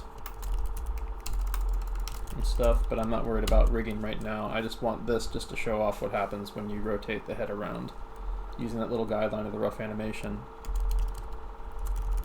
Let's see, rodent head basic. Spit that out.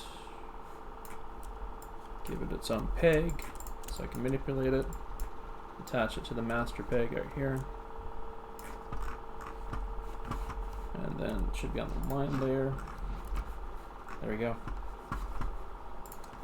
But I need to maybe delete the colors so that I can actually see what's under it.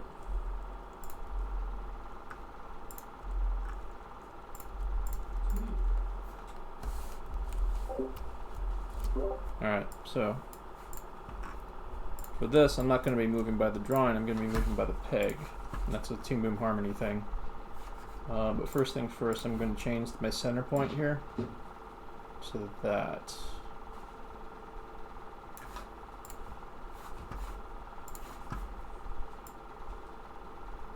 so thankfully I actually have a line already drawn across him so I can match it up totally. And now I just go through and fully animate it like this.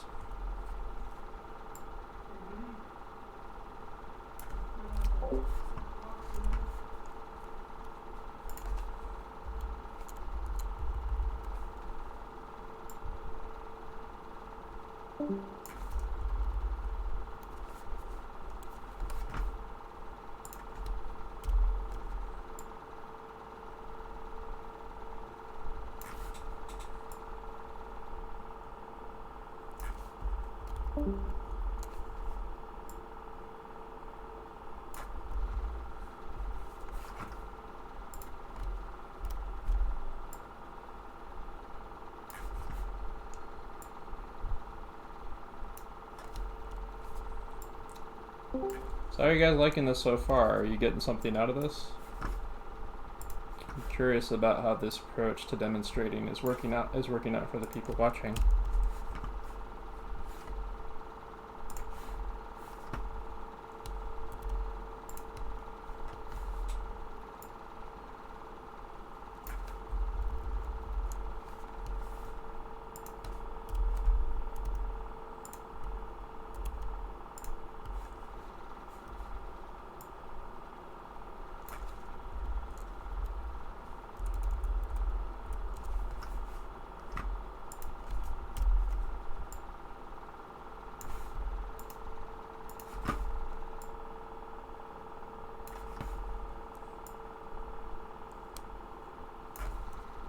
And feel free to use voice chat in the Discord to ask questions.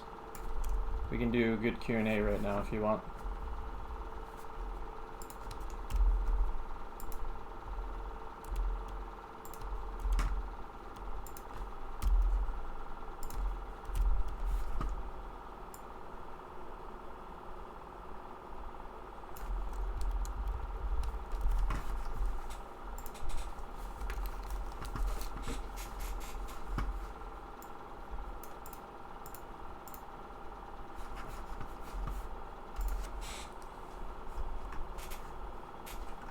There we go.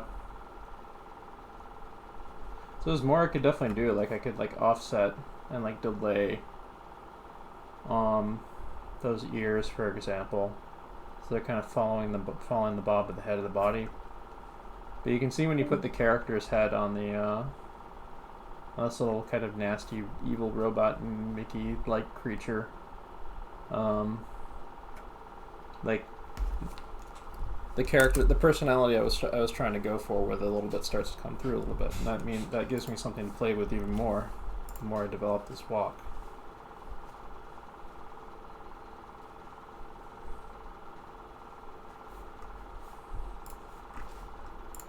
Yeah, I'm gonna take a short break. We'll be back to add some more things to this. But anyone who has any questions, please feel free to ask away. I'm going to leave this playing for a few minutes while I grab some water. But I'll be able to hear people asking questions in the Discord. And I'll also check the text chat when I get back. But if anyone could actually read any questions to me that I could field, I could answer questions that way.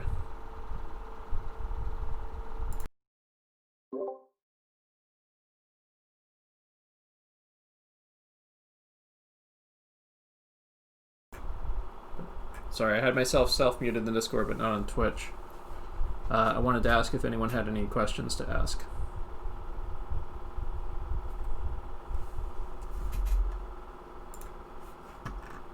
Looks like a lot of people are giving this a try so far.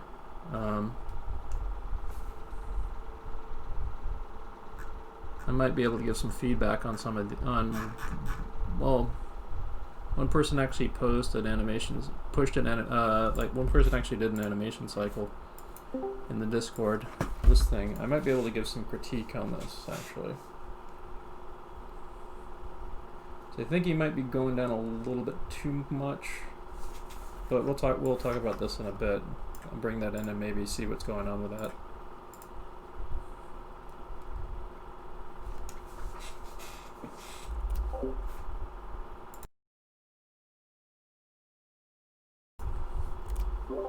Yeah, I'm going to take a little water break. And yeah, anyone who has any questions, type them in text chat in the Discord or Twitch. Or feel free to ask in voice. So, I'm going to get some water.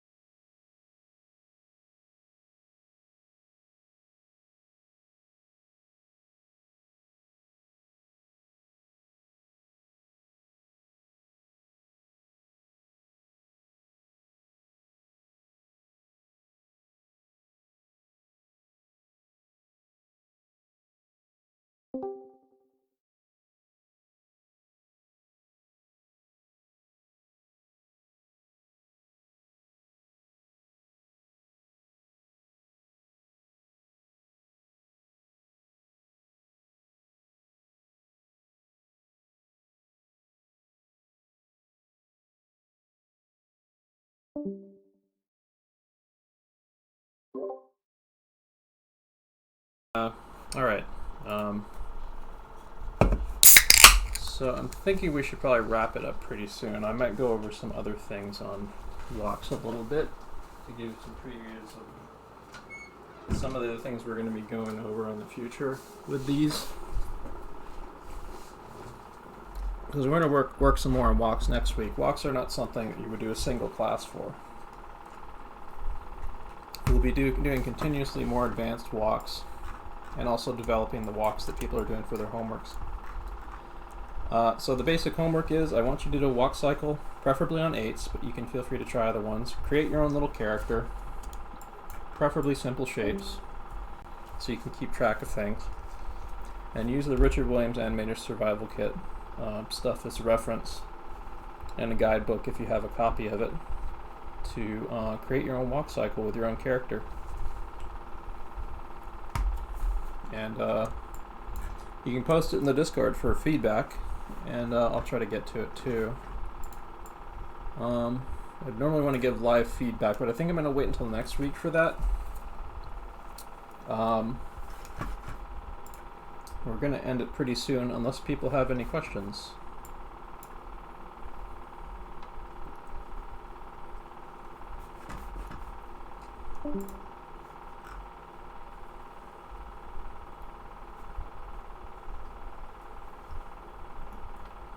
Yeah, I'm glad people are understanding this pretty well. I mean, Richard Williams makes it really easy to understand, especially if you have a copy of Animated Survival Kit. And feel free to go way beyond anything I've done here. Like if you start playing with the Richard Williams walks this week, he gives you kind of some pretext to kind of change what the walk does and stuff. I would try to keep it as basic as possible to start, and then you can start like doing kind of what I did with like layering and trying things and stuff. Or you can like do what he does in the book. If like you can totally change how what the passing positions and up positions do. Like you can have them doing really wacky things on the walks.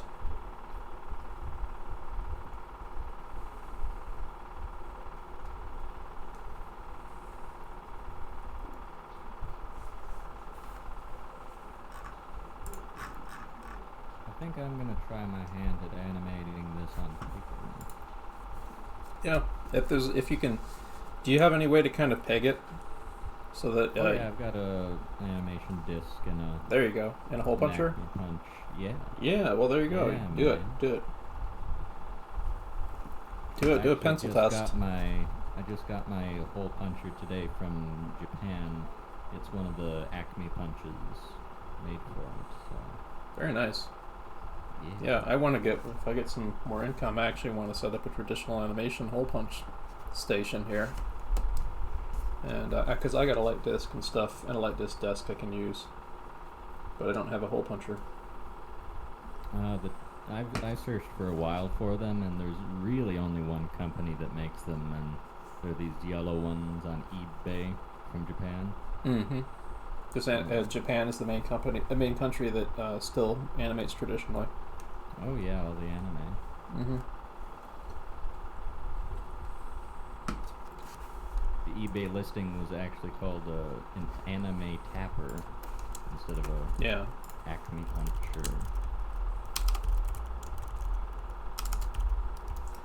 So preview some of the stuff we're going to be doing next week. Here, I'll just do a Google image search of Richard Williams's walks, because there will be probably some images in here to show off some of what I'm going to have us doing more.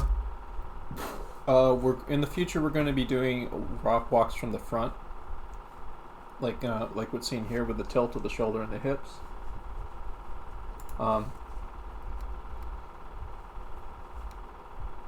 We're going to be doing attitude walks, like this one right here that shows like this really kind of cocky character kind of swinging his arms broadly and stuff. This walks with like this kind of rounded character here, like walks with weight and shift of weight are going to be a thing. Animal walks. Really, honestly, we could spend like the next several weeks on walks alone. That's just how valuable this is. And it won't just be walks that are going in 2D either. Like, Richard Williams shows how to do perspective walks and walks in and out of scenes and stuff. Like, oh here, that's cool. Here's what one of his horse walks looks like.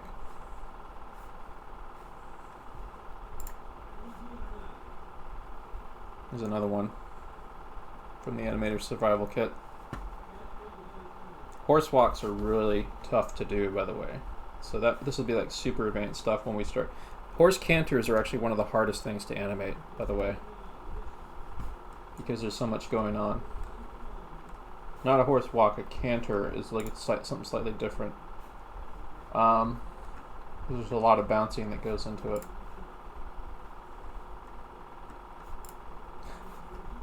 Check that out. All the frames done for like a really kind of happy-go-lucky walk. Some other people trying out some of his exercises, I see.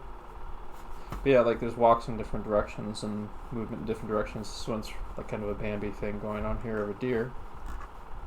we'll be doing all kinds of different stuff with walks over the next few weeks.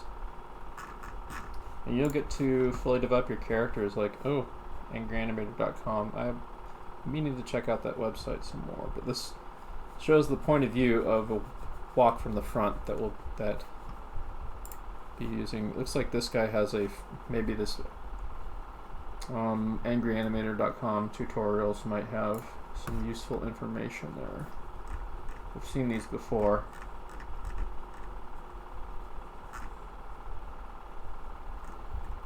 Yeah, this is the same principle of what Richard Williams is talking about right here with the counterposing of the shoulders and the hips. So that might be something good to refer to. I'll copy paste that into Discord for y'all. But play with this. Get a copy of Animator Survival Kit. I have a physical copy, and I have a copy I have an iBook version that's on my iPad that I can actually bring up on the iPad that's next to me here when I'm working, and I can study that way. It's really handy. I also own a copy of the DVD Richard Williams series. I strongly recommend checking that out. There's an entire section on different walks.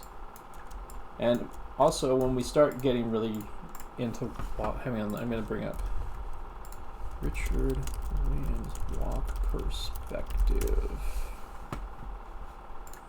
Yeah, it's if you can't afford the DVD because it's really ridiculously expensive, I would suggest getting the iBook version, which you can actually view through iTunes, by the way, if you don't have an iPad. The iBook version costs about as much as a regular book, and it includes animated examples showing how this stuff actually moves when it's in motion. Because seeing it in the book is one thing, but it's actually seeing it when it's physically moving in the demonstrations is another. And the animated demonstrations are from his lecture series where he inserts animated examples.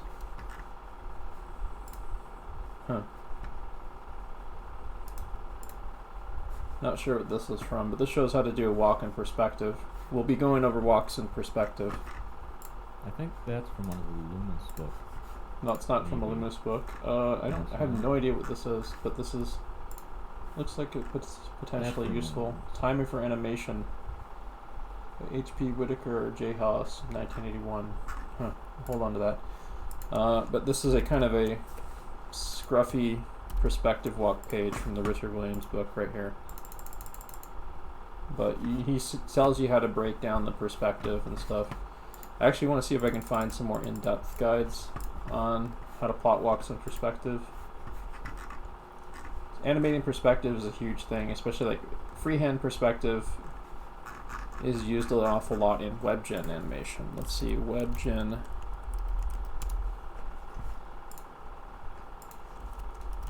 So I just want to whet your appetite. Like this, I'll try to see if I can find some examples in here of what we're building towards with what we're trying to do here. And what we're building towards is way more interesting than these kind of simple dry walks.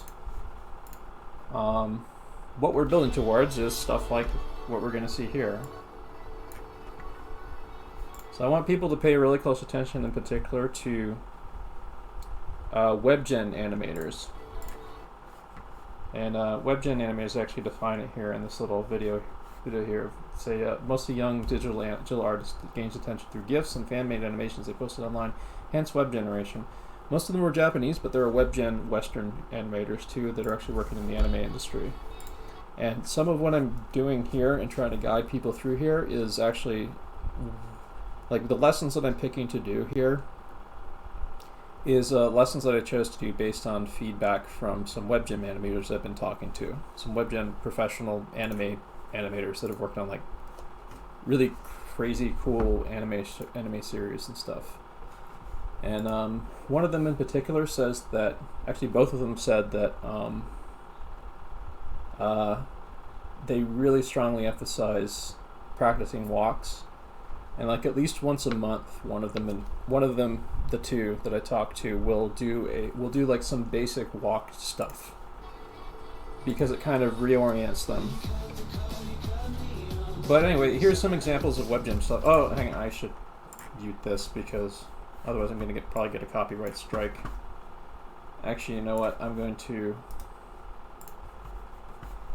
Well, yeah, maybe it'll work if I just play this. Hopefully I won't get a video strike and then have to remove this whole segment here. But these are some examples of like what some of the WebGen animators have done over the years.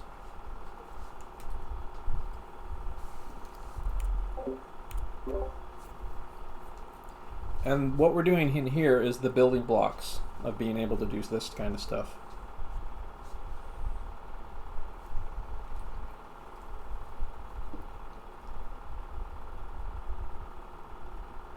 So in the future we are going to look more at stuff that will loosen us up and get us to do more playful things like this. But for the next few weeks we're going to be mainly sticking with Richard Williams to kind of like really learn like the bare bones mechanics, and then we'll be able to start playing with things, playing with them more and more, playing with perspective, playing with loosening up, playing with character, and it's kind of like we need to kind of build our animator muscles and our ability to move with articulation and clarity, and a sense of clarity to what we're doing before we can start like really pushing things and before we can start really playing. Although I would encourage people to just play anyway. Just sometimes if you just want to try animate something crazy and weird, just go for it. And I might be trying to do that this week in addition to walk cycled stuff. I'm trying to figure out how I learn as I go through this stuff, and I hope that you all will too. Hope that you'll try to go the extra mile this week and try things you haven't tried before, in addition to taking the walk stuff seriously. So you can kind of reorient yourself doing the Richard Williams walks, and you can try to play and experiment and play with messing around with things and try to make cool, awesome things if you can on your own. And if, oh, it fails, it sucks. Why did it suck? Why, what am I doing that I could do differently? But just try stuff. Because the end goal is to have like to have what we're learning here become instinctive, and let us reorient ourselves and layer knowledge upon knowledge upon what we're doing, so we can work towards making cool shit. And each and every one of you should be pushing yourselves to find into rigorous study in animation and having a blast with experimentation. So your homework this week is to do a walk cycle, because we are going to be making a short film using all your walk cycles all lined up. It's going to be kind of like a Discord sort of like a Discord morale boosting kind of thing, where when we get all the walk cycles together, we'll have them all on screen at once, or maybe shifting between them, or having them all walking across a plane at different rates. It'll be really fun, and also they don't necessarily have to be completely finished, although it would be cool if they're fully colored in and everything. But yeah, so your homework is to work on a profile walk, and you can even do more than one and try it this week. Like, take more than one crack at doing walk cycles and try different styles with them and stuff. And keep checking out the Richard Williams book.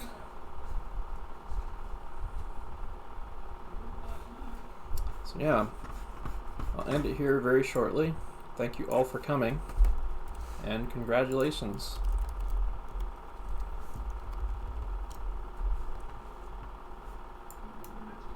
Thank you very much. Yeah, congratulations. Congratulations for sticking through here, the 40 of you that are still viewing on Twitch. Thanks, Space Dad. Congratulations! Congratulations! Congratulations! Congratulations. Congratulations! Congratulations. Congratulations! Congratulations. Congratulations. Congratulations! Congratulations. Congratulations! Thank you all.